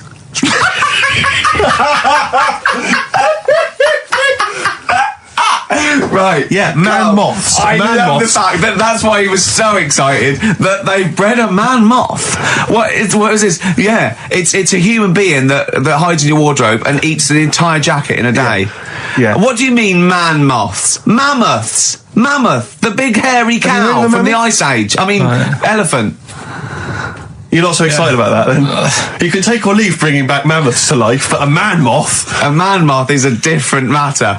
Oh, if we'd have never brought that up, he'd have gone and told someone now. Yeah. You know, they've bred an half man, half moth. This is what we That's how mean. things start. This is what we mean when you hear don't- these ghost Are you stories. slightly deaf? Is that it? When you hear these stories, you're slightly deaf. And his head was in the basket, and he went, "Count how many times I blink."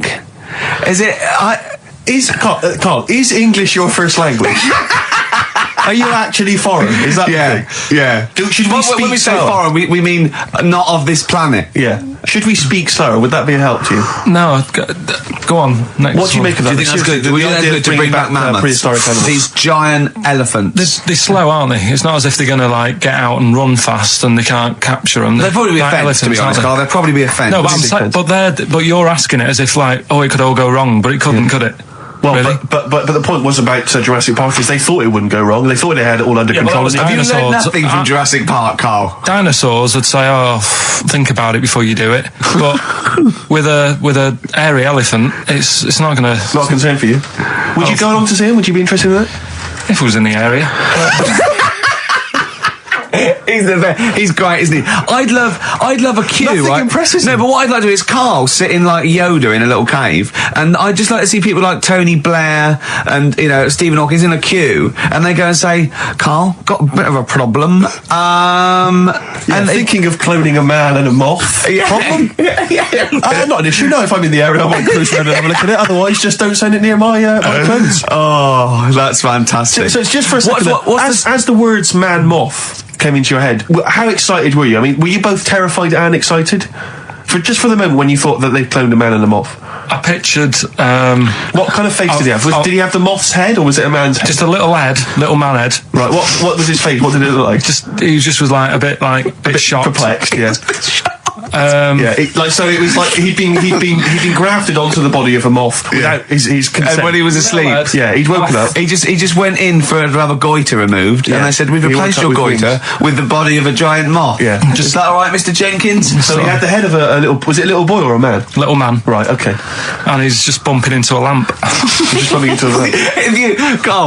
If you went into hospital and they'd done something, what's the worst thing they could do, right? What would you rather have done, right? You wake up and you've got lobster claws for hands. Right. You wake up and you've got duck's feet. Or you wake up and you've got one horn coming out of your head. The worst thing, Yeah. probably the horn coming out of my head. Why? Get in the way.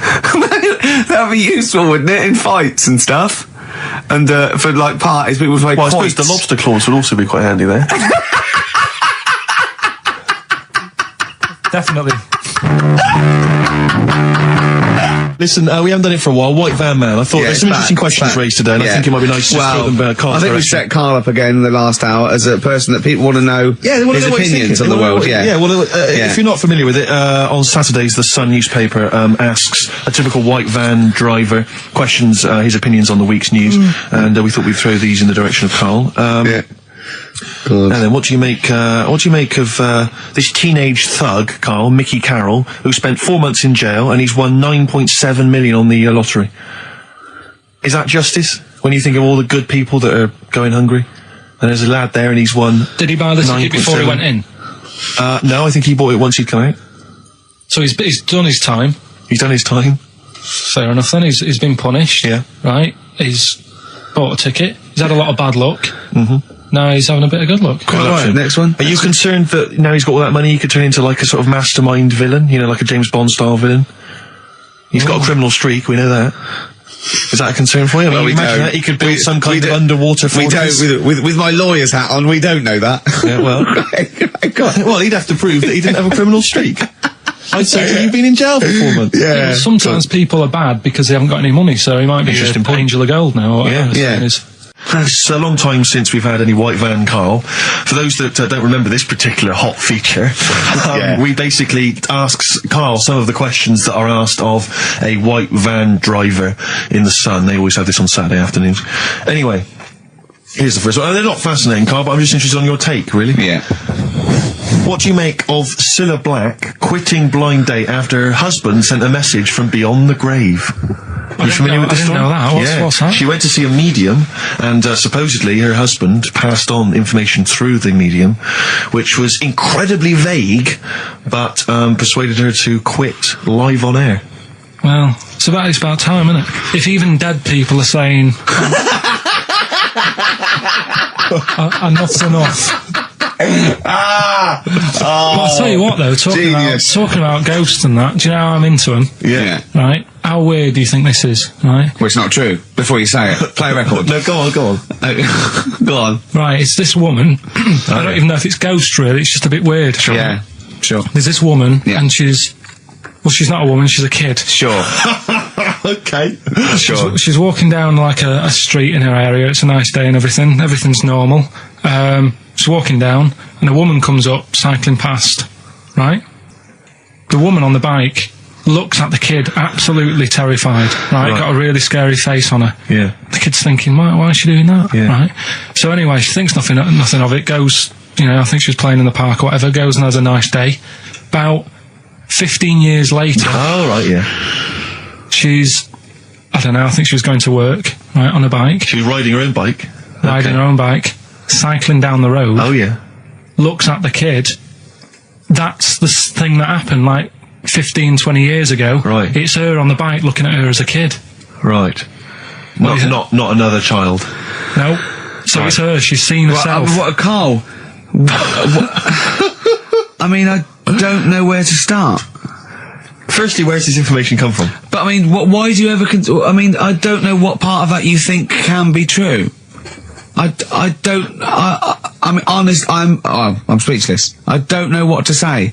What are you talking about? bit weird, though, isn't it? But it's not true. It didn't happen. Nothing happened like that. She said it did. Well, she's wrong. She said she saw herself. She saw herself as a kid, didn't she?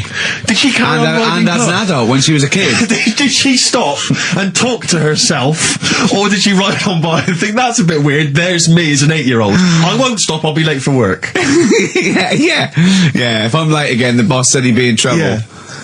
Well, And where is this information? Did it happen to someone you know?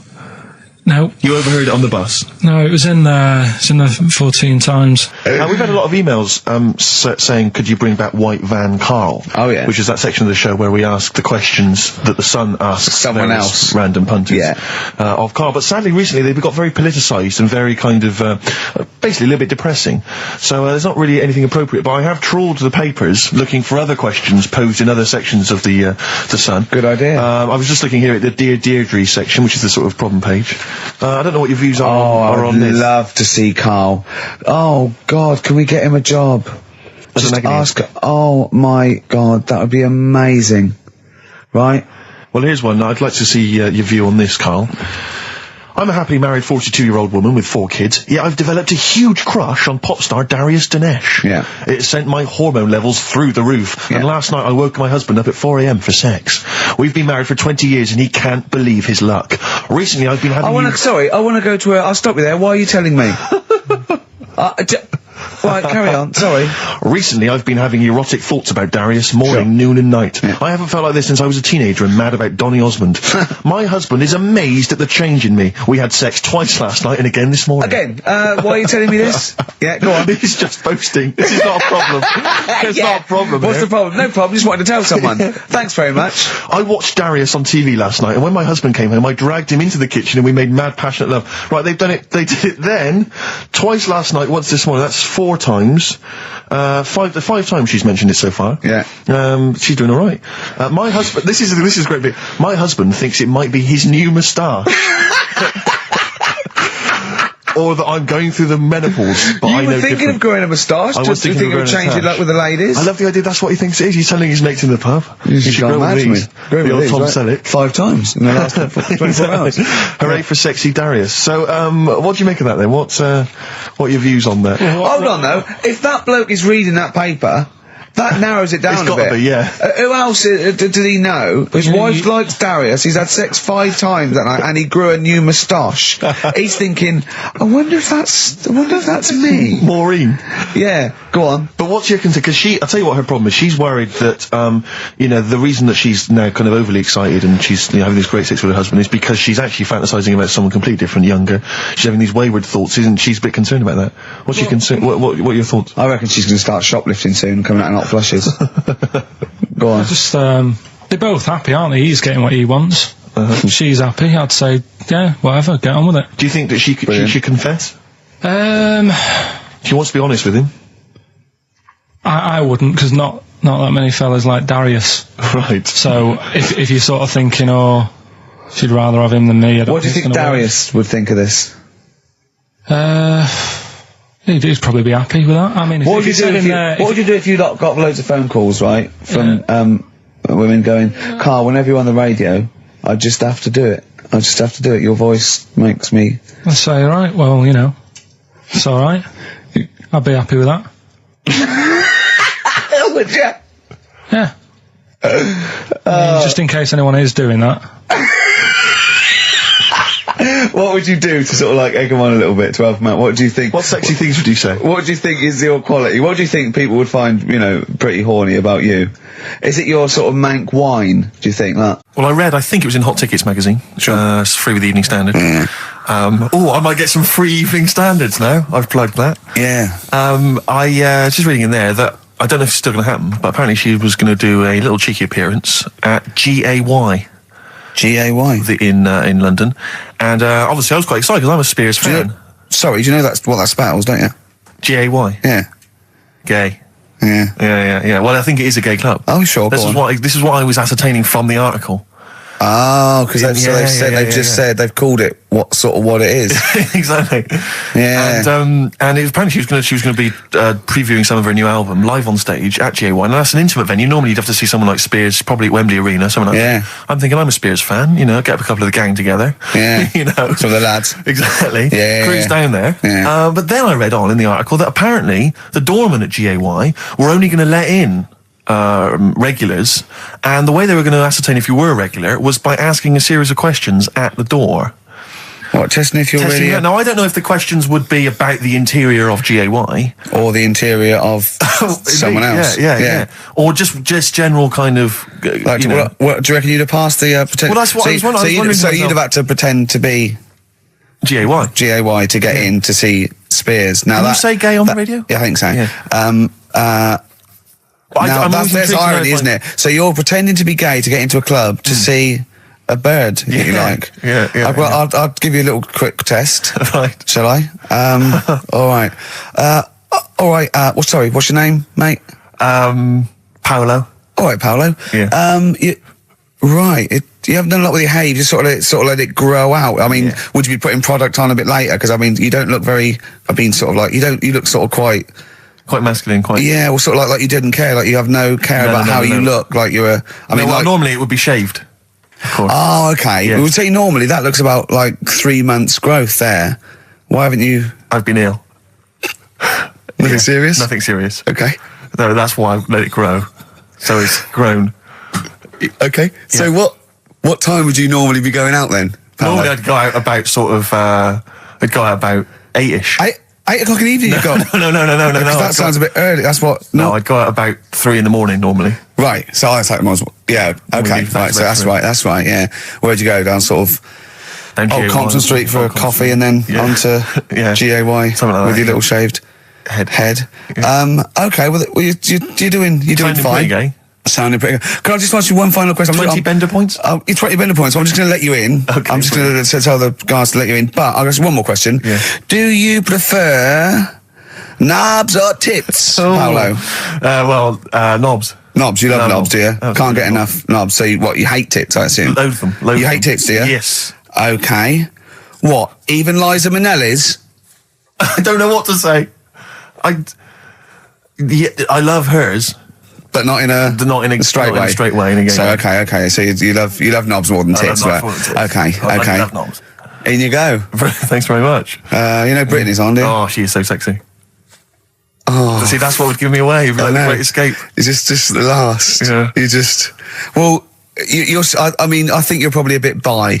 Right. Yeah, okay. but I mean, go in anyway. Thanks very much. Okay, the drinks are quite expensive. Oh, I thought so. Pop your shirt off, will you? Hey, Outcast on XFM 104.9. I'm Ricky Gervais, Steve Merchant, Karl Pilkington. You alright, Karl? Yeah, not bad. Yeah. Just when you were talking just now about like the gay stuff, Yeah.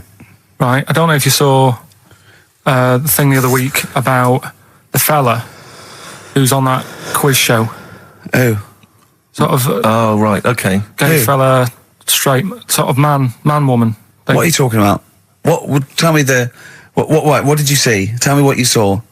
It's This is like a kid come running in and he's seeing something frightening. It could be an alien, could be a ghost, could be a paedophile, and you've got to get exactly what actually you saw out of him. Right, what did you actually see? It's just this fella who's a woman. Right. Right, okay, right, try and talk like a human being. Right. It's a quiz show that's coming on the telly, and it's this woman. Right, is it a fella who's a woman, or is it a woman? Bit of both. That's why I'm talking about it. But what do you mean? Is it a pre-op? Is it a transsexual? A transvestite? Is it a lady boy? Is it an hermaphrodite? What is I'll tell it? you about it. Well, tell me. I'm telling you. It's a woman. Well, it's a man. Oh, forget it. Listen. Play a record. No, listen. Come on. What? It is a man. He is a man. Well, Oh, Christ's sake! it's a TV program where they've got this man who's Transvestite or television? It is a transvestite, yeah. So- But the problem is, I'll tell you just because you don't know about it. The program is I don't know. I still don't know about it. I don't know anything about it. Still, I don't know. It's a woman, man, woman, man, woman, TV program. Look, TV. no, it's a man who is now sort of half a woman, and A man who is now half a woman. no, well, this is what's weird about it. He's got the top half, but not the bottom half. What do you sorted mean? He's out. got breasts and a wig, but he's still got his boys downstairs. He's Why got do you do that? his caps and the boys What are do you do still that there for? with his Y fronts. Why But have that? upstairs, he's got a lovely pair of dumplings. Why do that? Well, he's halfway through. But why not get it all done in one go? Maybe he couldn't afford it. Well, wait until you've got all the money. That just looks a mess.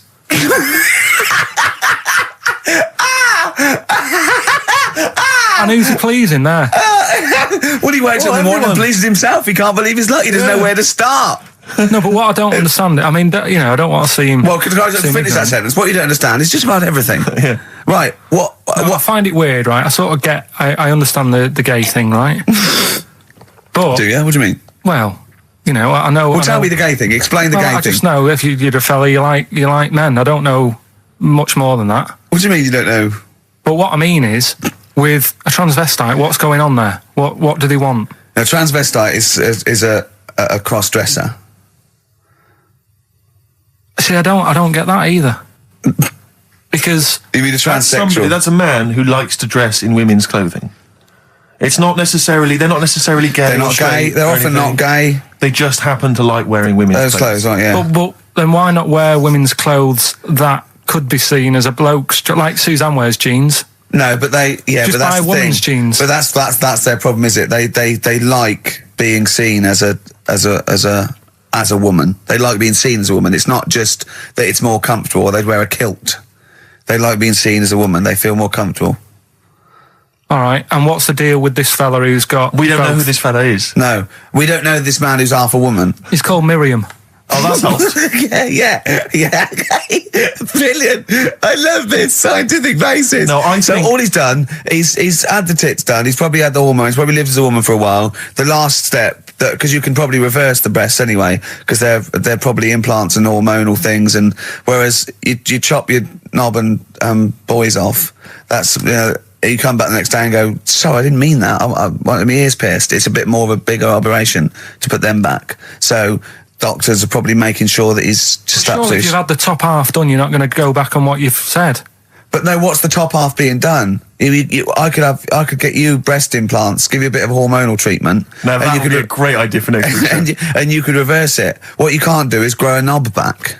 Well, you can. Last week you were talking about growing one on your arm. Yeah. We've done that. So that is possible. But the thing is, the truth of it is, I think I do know about this story. I think it was a television programme called There's Something About Miriam.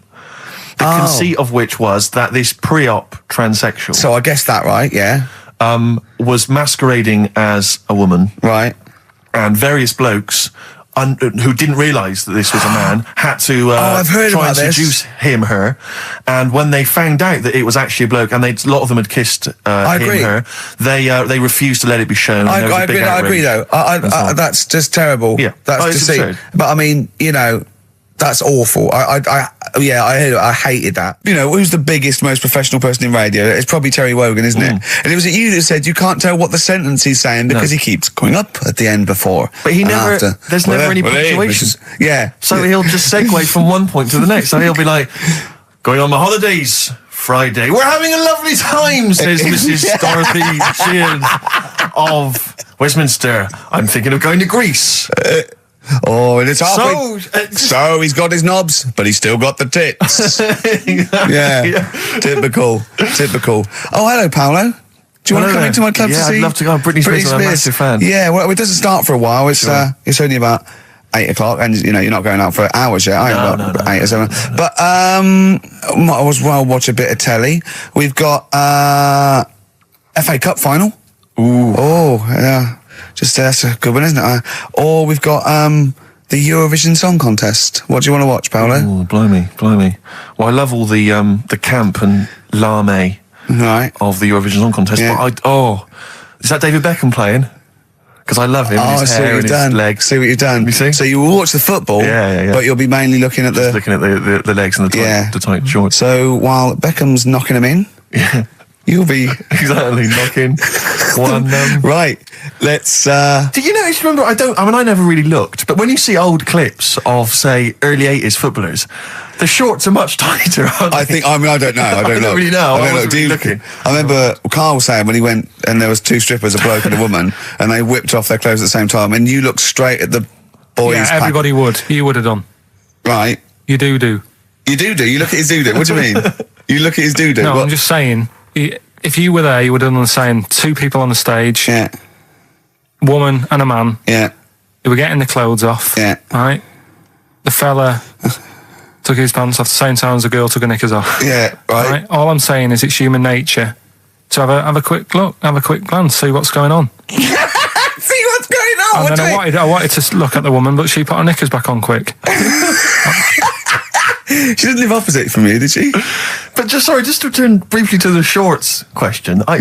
It's only because in the 30s and 40s they were huge shorts, weren't they? I mean, genuinely massive. Huge. A small child could wear them as trousers. They were. I think that's to do with comfort and decency, though, isn't it? And then, but by the sort of 80s, there was barely any shorts there. I think that was fashion. But it's weird that you feel like at some point someone's gone, guys. I mean, they've gone too small. But this is ludicrous. But that's what happened, isn't it? Because things get bigger and bigger and bigger, and then they get smaller and smaller and smaller. Yeah. And fashion's like flares, drain pipes. Yeah. Heels flat. Yeah. Tall hats, flat hats. What do Yeah. you make of the miniskirt? Long hair, skinhead. Miniskirt. Again, I don't know. I'm sure there's been 10 resurgences of miniskirts since 65, whatever it was. Yeah. You know, it's fashion, so the short. You know what? Do you know what I think, Steve? I think the shorts will get smaller again before we die. I think we'll see one more tight little packet of Premiership footballers running round with their offal squeezed like the last chicken in a butcher's window. Almost protruding. Wrapped up, yeah. Yeah, Well, imagine if they just wore cling film shorts so you could see what was happening there, Carl. Where would you look then? Because you like football, don't you? We're doing Rockbusters. I suppose so. Go on then. Bong. Czech family says they've got a rabbit with 3 knobs. Right. Done. Sorry. Could you just read a little bit more of the Czech family with 3 knobs? just about a family. Not read it to yourself. Read it out on there. It's just about. He can't read it to himself. I told him to read it to himself. We still hear it. No, he was, because I could see his lips moving. Come on. Just this fella who had 3 rabbits. Right, just think of this is Trevor McDonald. Yeah. Okay, carry on, Carl. Okay, well, here's the news. Right, good, brilliant. Go on. There's a fella. He's got 3 rabbits and that, and then he checks them out. Right. Yeah. 2 of the rabbits have got 2 knobs each. Right. And he goes, "That's a bit weird, isn't it?" Sure. And they're throwing them around, sort of chucking, showing them around the family and stuff, saying, "Look at that, that's weird." Picks up the 3rd one. It's got 3. Yeah. So they ate the 2 with 2 because they thought they best keep the 3rd one because a little bit lucky in that. Yeah. It is lucky. 3 knobs there, yeah. Now here's the sports news, and that's how it would work. Go on. Talking about this the other day. Yeah. What was it now? Listen, the fella. Play a No, listen. record. Do you want, let's just, all right. All right, no, come on. All right, he's got it now. Go on. This fella goes Yeah. to the doctors, Yeah. right? Oh, right, okay.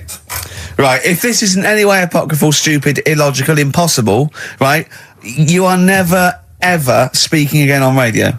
So make sure this is at least possible. I'll tell you what, I'll even give you improbable but possible. So if anything that breaks the laws of the universe or logic, okay, that's all you have to avoid. On you go. Right. So this fella, right, he goes to the doctors because he's got earache. Right. Okay, if a chimp's living in his brain... that he go on. So he's got earache, he's sat in the waiting room and his ears all bunged up and it's hurting a lot and what have you. So the doctor comes out and he goes, right? And because his ear's all bunged up, he doesn't hear it that well, right? So he thinks it must have been me, right? So he wanders in. Keep going. Anyway, I'm going to hate this. I can just feel it in my bones. Steve, I'm going to let you take over. Okay, Let's hear it. Come So on. the doctor says, sit yourself down there, right? So he sits himself down. He goes, right, take your pants off, right? So he's thinking, that's a bit odd. Anyway, he heard that, though. he apparently he took his tackle off. The doctor, did some operation. What, there in the waiting room? No, in his office. In his office, yeah. What? Wait, so he removed what? His genitals? Yeah. In his office. Why, Carl? Because he hadn't called him in. Oh, he'd called in the bloke who wanted his testicles taken off, and he didn't do it. What? So the doctor went out and said, Mr. Jones, who's here to whip off your cock and balls, just here and now, right? Bloke comes in, didn't it? It must have been me. So the bloke who wanted his balls taken off didn't say, oh, I think he said me. So he didn't interrupt then. So the bloke goes in, he starts taking his testicles off, and he doesn't say, I'm here for me ears. It's a new single from Snow Patrol and Run. That's brilliant, isn't it? Good stuff. On XFM 104.9. Rick, Go on. I'm about to say 3 little words to you that I've never said to anyone before. Go on. Carl is right. On what, though? From Reuters, someone's emailed in. A Brazilian man who went to a clinic to have an aching ear checked ended up having a vasectomy after mistakenly believing that the doctor had called his name. He had gone in there, entered the vasectomy room when he was called. He was called by the full name and yet thought it was him. But the strangest thing is that he asked no questions when the doctor started preparations in the area which had so little to do with his ear. He later explained that he thought it was an ear inflammation that had got down to his testicles. And the fellas came off. Extraordinary. Right? I'm stunned. Amazing, isn't it? There's got to be a couple of news headlines, surely. Hold on, wait a minute. Bong. Pierced penis man off the hook. Knob body has been that lucky before. Brilliant, all right. Okay. Or you've got get a lobe of this court case. Right, okay. Not bad, I'm going interesting. for knob body. It's been that lucky before. Right, it's a story about this kid who was born, right? Was he? Yeah, he was popped out, and the dad and the mum saw the baby, and it was like, oh, that's a good-looking little kid. Sure. And they were proud and that. And then... They're surprised that it's a good-looking little kid. It's theirs. yeah. Like, it could have been a frog, and they'd have gone, oh, he's got your eyes.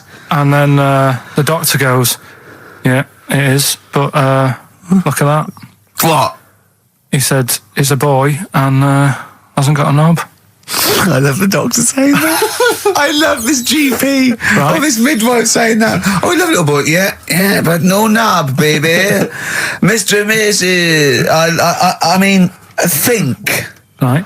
No, but I'm speeding it up a bit. All right, come on. So the baby's so born. the baby's like that, and the doctor says that, and the woman's like, oh, it's our first as well, and stuff, right? She's really gutted. What's the second going to be like? So, no head. So just a knob. Doctor says, We'll call it Carl. All right, go on. Right, go on. So the doctor says, well, I'll leave it with you for a bit, get used to the idea, right? As opposed to throwing it away. So he wanders off. Yeah. He comes back with a smile on his face. Right? Found the knob. So the mum and dad are like, what are you smiling about? He says, you're not going to believe this. Baby's just been born. It's got 2. Right? You can have one of them. And they did a little operation. Where did you get this information from? That's in a book. What book? Is it the same as the book that you carry round with you? No. With the woman with 3 legs, the juggler with 9 arms, and the bloke who found shagging a chicken under a rock. Is it in that book? Weird though, isn't it? Well, it's not true. It is true. What, in the same hospital, there was a baby born without a knob. Luckily, Carl. It happened. You swear to God you're not making... The doctor came back smiling, because you won't believe it. There's a baby there with an excess of a knob. It happened, honestly. I'm not... All these things are not made up, the educating stuff. That's why I do it, innit? Teaching you stuff. Always teaching you stuff.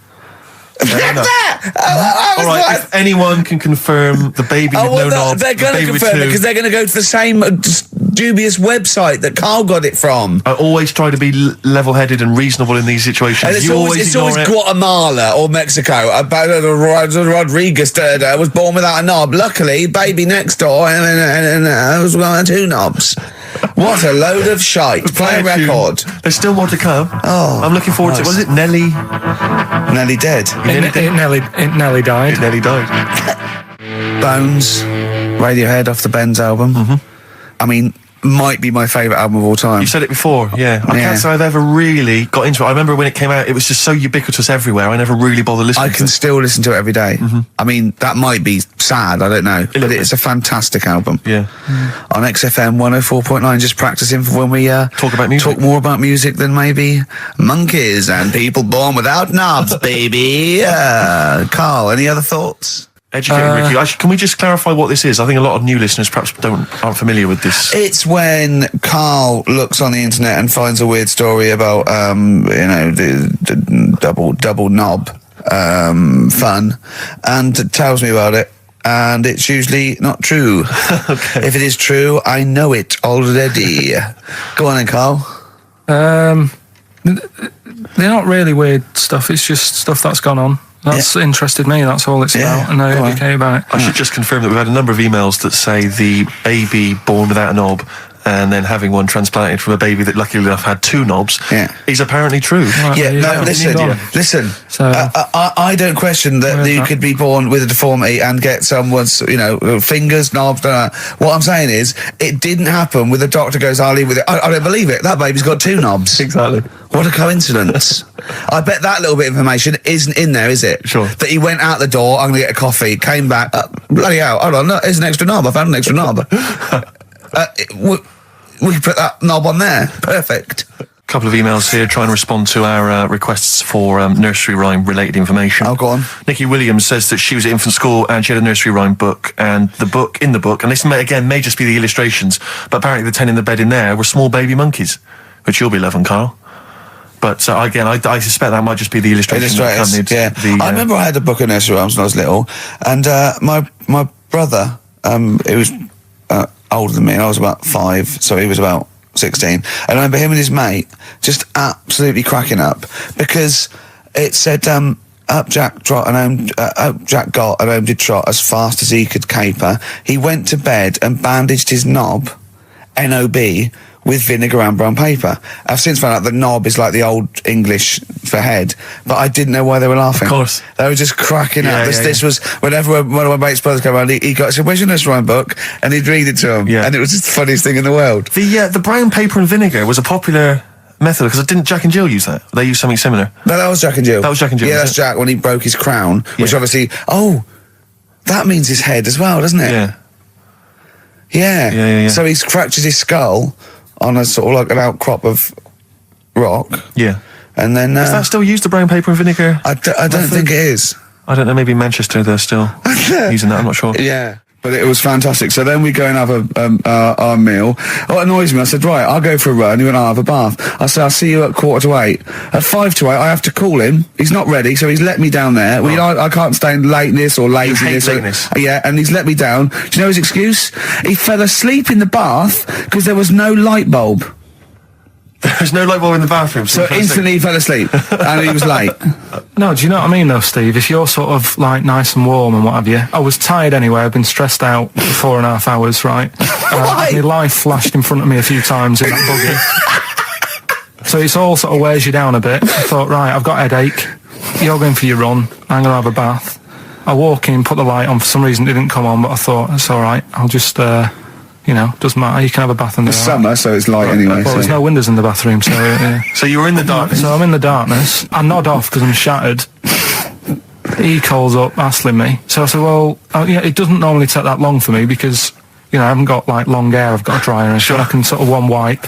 Yeah. He's already 10 minutes late, though, when I called. Well, 10 minutes. 10 minutes. Late. This is late. This next. Doesn't matter. Dinner wasn't until 7:15, so we had, like, another 20 minutes anyway. So it doesn't really matter. Yeah, but we said 7:45. So he's calling up, hurry up. So I said, yeah, all right. So I get out and dry and like my tackle and what have you. Calls back again 30 seconds later.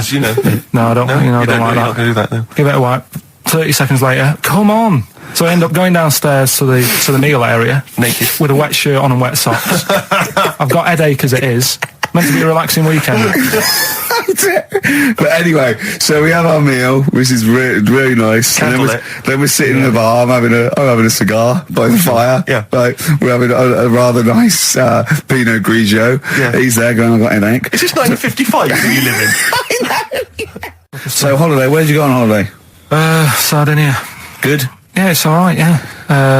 Nice food and that. It's important, isn't it? Yeah. And nice beaches and what have you. Excellent. Always like a nice long beach to walk down. Yeah. But, so we're having a nice walk, right?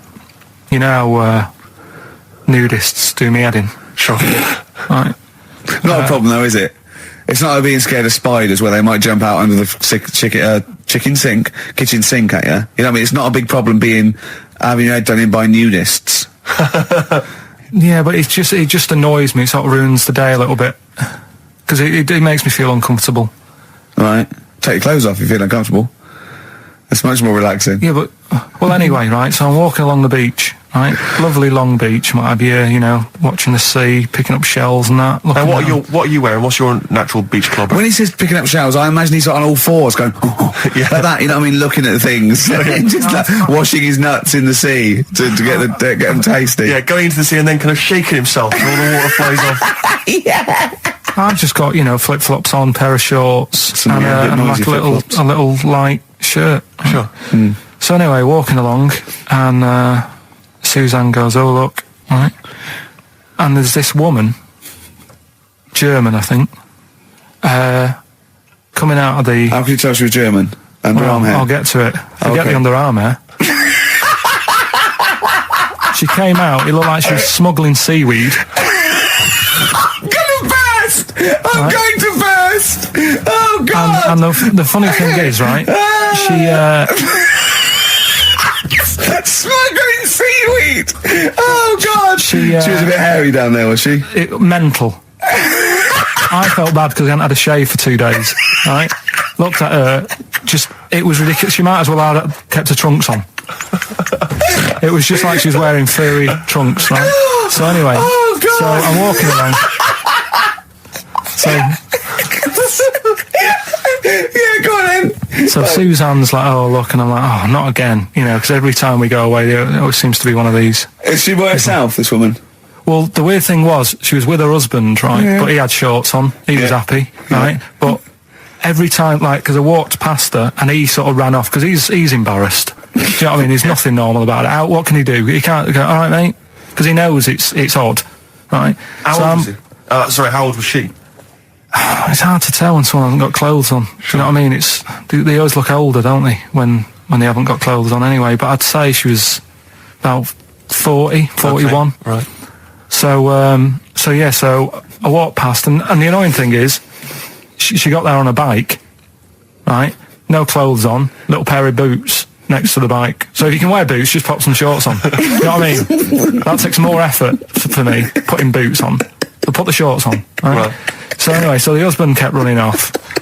I walked past, and I'm getting annoyed because I'm saying, well, we've got to walk past them again on the way back. I like the fact that they're scuttling away when Carl walks past. Like when you lift up a bit of sort of iron sheeting in the woods and loads of mice run away. Yeah. It's like whenever Carl goes, that nudists run away. Yeah. Oh, right, okay. So we sort of come walking back and what have you, and you know, I have another look and what have you, and he runs off again. Why are you another look if it offends you so much? Oh, you might as well just have a look. You know what I mean? It's just putting it on show and what have you. But the interesting thing was that I just wondered whether the husband... If the husband were nude, you'd looked at his tackle. Because remember, when you went to see those two strippers and it was a woman and man and they whipped their shorts off, you said you looked at his tackle first. I think any bloke would. Wow. You would. You just check it out. It's natural, isn't it? You just go, oh, right. So it is normal or whatever. Because you don't know if... you know what I mean? You don't know if what you've got's right until you see someone else's. No, do you know what I mean? Yeah. But anyway, so, but he got us talking, because I was, then, as soon as I saw her, sort of, day's been ruined a bit, so I'm walking up the beach. It's been ruined! Walking up the beach with Suzanne going, how does it happen? Do you know what I mean? Why do people do this? What fun are they getting out of it, and what have you? And, I just was thinking, is there any chance that fella, right, didn't even know that she was a nudist until they went away? Do you know what I mean? Because I said to Suzanne, say if I met Suzanne, it's like we're getting on, yeah, everything's fine. Yeah. And then you go off on holiday and you go, you haven't got much luggage. And she's like, no, it's fine, this is plenty. And I'm thinking, that's weird. And then we go down the beach and she whips her knickers off. I'd be annoyed, but there's nothing I could do. Do you know what I mean? Sure. So I'm just wondering whether that's what happened to this fella. Every time someone came walking up, he was like, oh, God, this is embarrassing. And he kept nipping off. Yeah. Finding something else to do. Look at some shells.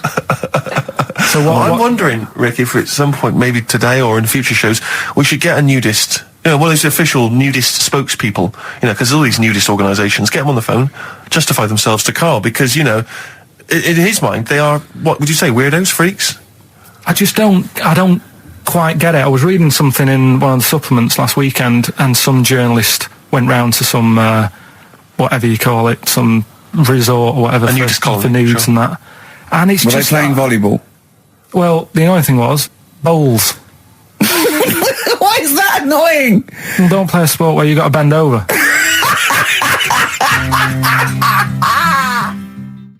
Neil Young from the album Zuma, and that's Pardon My Heart on XFM 104.9. Ricky Gervais, Steve Merchant, Karl Pilkington. We just had a text here that says, and I don't know what truth there is in this, as ever, but John says there is apparently a nude bike ride today in Hyde Park. Now, I can't believe that's the case, because I don't think it's allowed, is it? You can't ride around with your veg, can you? I don't know. Why would you want to? Well, good point. On a bike. On a bike, I like the fact that that's what disgusts him. I want. Do you know what? If we did appeal for a nudist to call in, I'd want a very specific sort. I want a German nudist, a middle-aged man called Helmut. Okay. If there is any, or the closest one to it. So I want a middle-aged man from Germany. If your name is Helmut, you're in. But I'll accept hands. Carl would be good, wouldn't it? All right. Yeah. I think I'm wondering if the age might. Maybe we could we broaden it out Okay, just a German nudist bloke. Right. Could he at least be fat? Can I find a fat German fella? If your name's Helmut, we're going to give you a big prize. Yeah. But, you know, any fat German fella who likes to get his sausage out. Sure. Okay? Your sauerkraut. Yeah. What's the phone number? 0871 222 1049. It'd be good just to get an email or a text though with a contact, won't it? And then I can just call them up in the week. Sure. And 83936 is the text number. I don't know what our audience demographic pans out like, Rick, but I'm suspecting that's probably a fairly small fraction of our listenership. I know, but you know, there must be someone out there. If you know a fat German who likes to get his tackle out, phones are going. Straight away. Just answer it, Carl. Just answer it. Just potluck. It could be anything. Well, just see what it is. To be fair, it could be a nutter. But just say hello. Just tell your turn. It's not straight away. He'll stay there, won't he? He'll stay there. We'll answer it. Let's answer it. Leave it. Answer it. Oh, you see this? It's gone. It's gone. There you go. He bottled it, so just as well. Did you have to have that thing done where they say what side do you wear your member? What side you dress? They don't say what side you wear your member. That would hardly be a euphemism, would it? So they say what side you dress, sir. It means what side your little poke, your little John Thomas leans, doesn't it, on rest, usually to the left, isn't it? Your little left know? testicles. If I said to you now, what side do you wear it on? Do you know? It would be left. It would be the left. That's what I mean. If standing there, right, with nothing restricting it or holding it in or holding it up, right, it sort of leans. Your one ball is sort of like slightly back and lower, isn't it? And your little John Thomas rests there, so it's left. And the reason they ask it is so they don't put the tape measure up on the left and squash your willy or touch your willy. So it's nothing to do with like, well, you'll need a bit more room of sort of more material on that side, or. Well, no, I don't think they compensate. It's just when they put when they stick that up into your groin, they don't want to come in contact with your little. The thing is, I don't know what side I wear stuff on. I just sort of pull my pants up and wherever it wants to go that day. But maybe it's not big enough to sort of make any, real decision. But like now, I'm sat here right with my jeans on. I don't know where I am. Well, that's clear from hearing you talk. No, but what I mean is, if a fella said to me, "What side are you? What side's your member on?" Member. What is this the use of the word member suddenly? I'd go. Well, it's not. It's usually not appropriate. And also, I imagine in the old days they had big baggy pants. They used to sort of like hang down. And now, like with those stretchy boxers and briefs, it's sort of held up in a nice neat little parcel, isn't it? So it's probably not appropriate. It doesn't come in contact with your little snake. So, Did you ever? Have you ever heard that? Are you telling me a tailor has asked you that and you went, "What do you mean, mate?" No, I've never. I've not really had one made to measure. I had one made when I was a kid, but since then I've sort of bought a suit off the hook.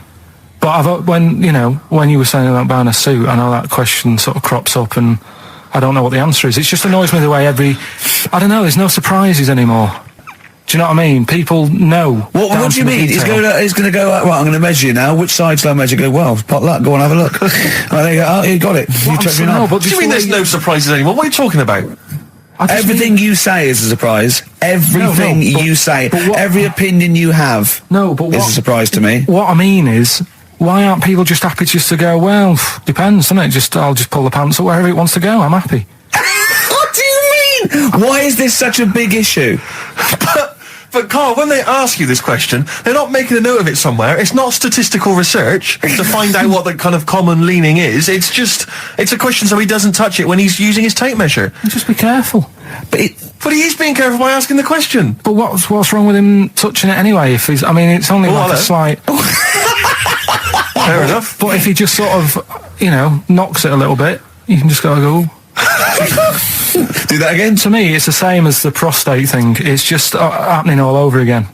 But the doctor doesn't go, oh, what side's your arse on, sir? Trying to avoid the arse. He wants to go, he knows where your arse is and he's aiming for it and he wants to get it up there. He's aiming for it for a good cause. This little fella's going, well, I've got to measure his leg. I don't want to touch the knob. I'll just ask him, sir, do you mind telling me where your cock is so I can avoid it? It's a big difference. But like I'm saying to you, I'd have to have a look first to let him know. I don't know where it is now. I don't know. It could be the left, could be the right. Are you telling me you don't know where your knob is without now? looking? Well, what do you mean without looking? How could... Well, you're saying it as if like... Should we have a guess? Well, have a look and tell us where it is. What are you wearing? What sort of pants are you wearing? I've got my jeans on. But you got pants on underneath them? Yeah. What are they? Briefs or boxer shorts? Boxer shorts. Boxer shorts. Well, it's probably free, but the jeans are probably restricting it. I think it's probably either in the middle, dressed in, or just slightly to the left. Have a look. We'll tell the listeners after the break where's Carl's knob. It's a good competition. Oh, brilliant! We've got to send this to the Sony Awards people. XFM. Run, Snow Patrol on XFM. Well, big question. Where was Carl's knob? That's what people have been hanging on for. Yeah. Where was it? Well, I can't believe people have been texting in. Hey, what, guessing where it is? People saying, is it in the middle? Is it in the left? It cost them 10p. That's the 10p to find out. Just wait, I'm going to get out the answer. You don't win anything, right? Like, strike it lucky. Right, Bottom or middle? Right. It was to the left. Oh! Yeah. I went with the right. That's annoying. See, I thought it would be to the left. If not, maybe if it was all scrunched up, sitting down on your lap, right, it might just pop up to the middle, just pop out, like, you know. Sort Well, of next week we'll be finding out where yours is. Where's Ricky's bollocks? Right then, which leads us nicely into... Knob news. Oh, it's the welcome return of Knob News. Right, okay, it's very much like the news at 10, this, isn't it? I do a bong, or in this case a schlong, and he gives me the headlines, the knob news of the day. The big, where have you collected all this knob news? Was there a lot of knob news this week? It was mental this week. The amount of stuff. The way it works, you give us the bong, Yeah. I'll give you the headline, Okay. Steve decides which stories we're going to talk about. And now on XFM, knob news. Schlong. Man grows knob on his arm. Schlong. Man gets doctors to make him a second knob. Schlong. Turkish prisoners made hole in cell wall to produce third inmate. Schlong. Doctors accidentally remove man's testicles. So, well, can I straight away go for the accidental removal of the testicles? Well, it's happened before, hasn't it? We've talked about that before. How does that, what did he go in for a tonsillitis? What are they called? Tonsillectomy. And he went in the wrong way. What are you talking about? How can they accidentally remove his testicles? It says, he didn't look at his folder, and the doctor said to the fella, "Oh, we've removed your testicles and we wanted to take out your prostate gland." So that's what happened. There's the story. This is what I mean. That's why I don't like going to the doctors.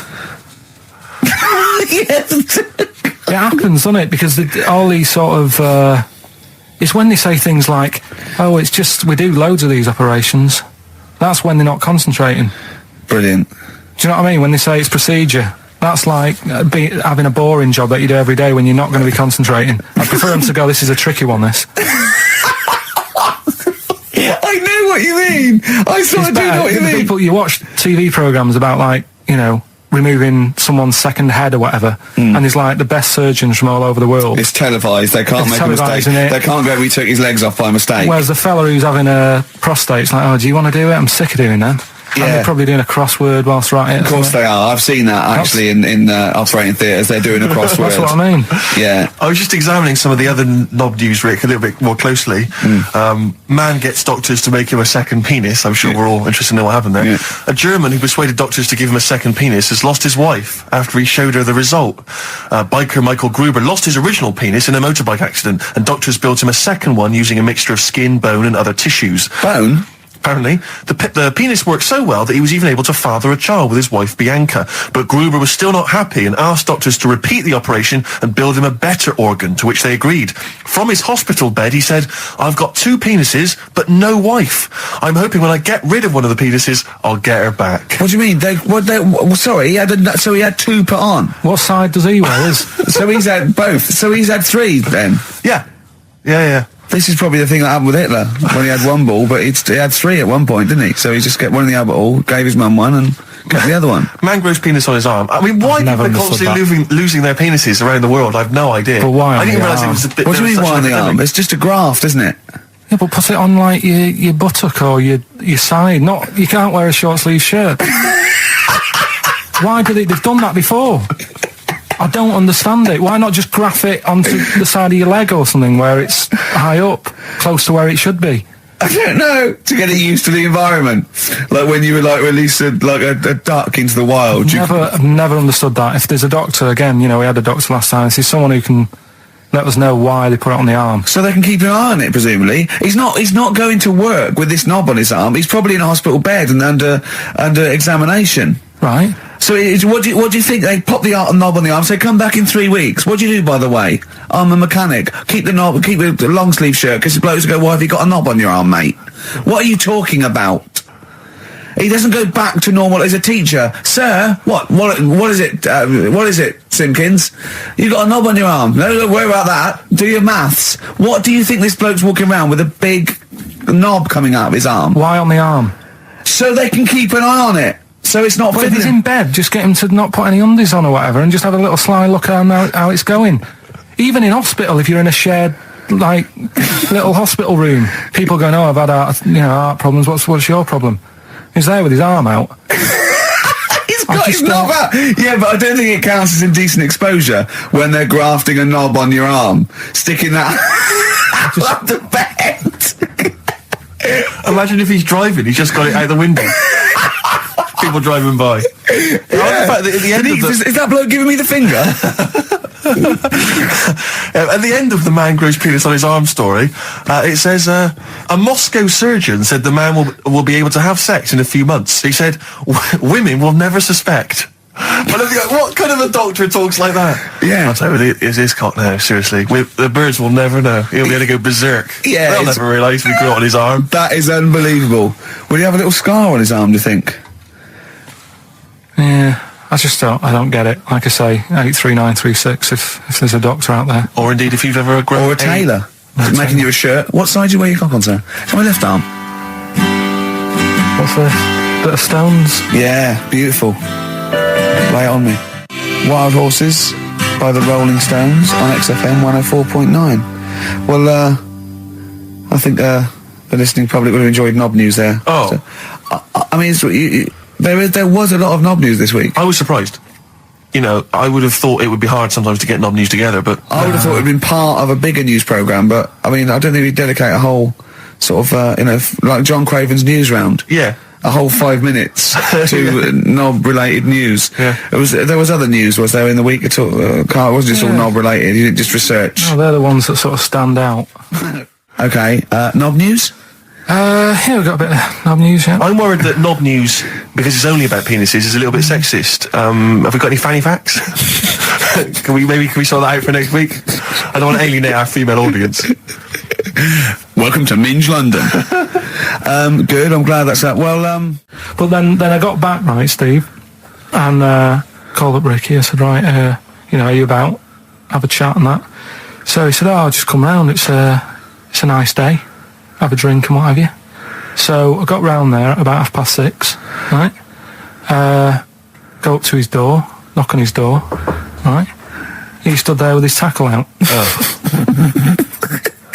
Yeah, what did you make of that? What was wrong with that? What do you mean, what's wrong with that? Why were you looking at it? Why were you looking at it? I tried not to look at it.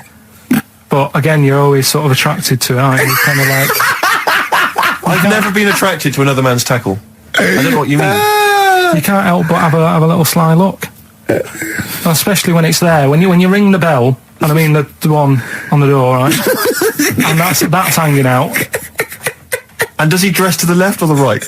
It was to the left, right? yeah, it was left, yeah. Just popped it out of my shorts for him. Just popped him out of the shorts. Should have seen the state of him. Shorts on, no top, cigar. Looked like someone out of The Sopranos. It was a mess. Yeah. And then, we sat on the balcony drinking wine, didn't we? Did you pop it back in, or was it still... Yeah, I popped it straight back in. I got the laugh. Sure. I got the laugh I Yeah. wanted. Yeah. He walked in, he went, it's not that hot. Straight away. It's not that hot. Oh, brilliant. And then, was that knob news, or is there more? no, it's got more knob news. That's just a coming. taster. Just a taste. Listen, let's play some adverts, let's play some great music, and maybe we should have some early knob news. Early knob news coming up. XFM. And it's knob news time.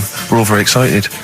Now, last week's knob news was what, Carl? Do you remember it was a man... Who grew a knob on his arm? Sure. No, he didn't grow it there, did he? He put it there. Well, I know that, but, yeah. Just popped it on his arm.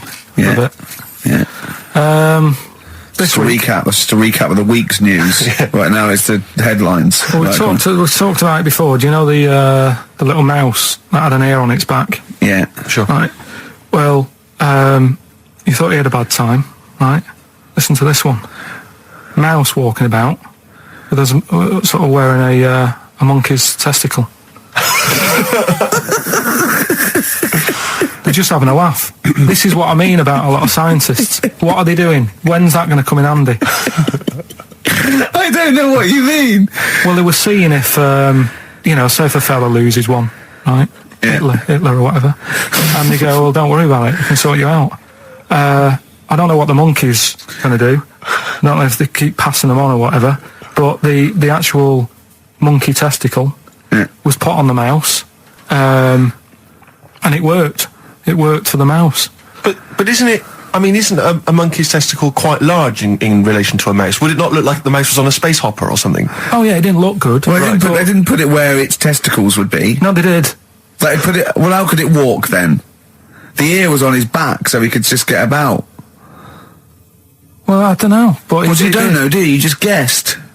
Did they grow the monkey's testicles where the mouse Well, it testicles looked would? stupid anywhere else, though, wouldn't it? Oh, whereas a mouse with monkey testicles, that's fine. You'd be showing off. You'd be all right. I'd prefer that than the ear. When that mouse gets put back in with the other mice, do the other mice go, George, you look different. Have you had anything done? But the weird thing is, as well, apparently it still works as a monkey. What? So, What are you talking about? Like the sperm and that was it was still sort of monkey. Of course sperm. it was. What are you talking about? But that's weird. But what, Carl? What? But what? It's only a thing to give it nutrients. That's all the thing they're testing. It's like grafting at that level. Right. What's your question? Because I'm right. What do you think? It would change eventually. It would have changed into a mouse testicle because it had been hanging around a mouse for so long. No, I thought the actual sperm of it though would be a mouse's. Why? Because it's hanging off a mouse. No, but your sperm is actually created in the testicles. So that's why it has to be outside your body. Otherwise, we put them in a nice little cage. But I'm guessing then that they've done this operation so that they can do it to humans. Yeah.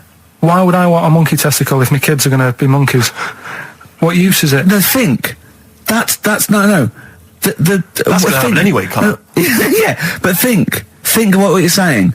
They've grown a monkey testicle on a mouse to see if it would still function as a monkey's testicle, okay? So they can do that to humans. So think, Carl. What they'd do is, they'd grow a human testicle on a mouse, and it could still be used as a human testicle. So what? To give you a testicle that you've lost. From a mouse? No, from another person who it was kept alive on a mouse. Because it's kept the nutrients alive, as opposed to keeping it deep freeze. Maybe bollocks go off after a week. I don't know. Maybe they get accidents. He had a little a card. Do you donate your testicles? Yeah, I'll tell you what. No one needs testicles yet. Let's keep them on a mouse. You have yours ripped off in some sort of bizarre skiing accident. You go, well, you're in a Battersea Dog Town. You pick the ones you want. They can grow them on anything. They can grow them on a Dachshund. Bulldogs are growing them usually, that's where you see a bulldog. Usually that's waiting for an operator. What don't you understand, Carl? Hang on a minute. I thought this was knob news, not testicle time. I don't understand why. Yeah, this testicle time's not for another 10 minutes. Yeah. No, it's all sort of linked and that, though, isn't it? Well, sometimes it's linked to a mouse. But what do you think about, like, I don't know, testing stuff out like that? Is it worth it? Could you not just go straight from... But listen, Carl, I'm getting this information from you. No, if this was on Question Time and someone said there were, Dimbleby and Paxman or whatever said it, I'd think about it as a moral dilemma. You've just said you saw a mouse with a monkey testicle. What do you think of that? I don't think any of it. I don't think anything of it is the answer, Carl, because I can't trust the info. I cannot trust anything that comes out of your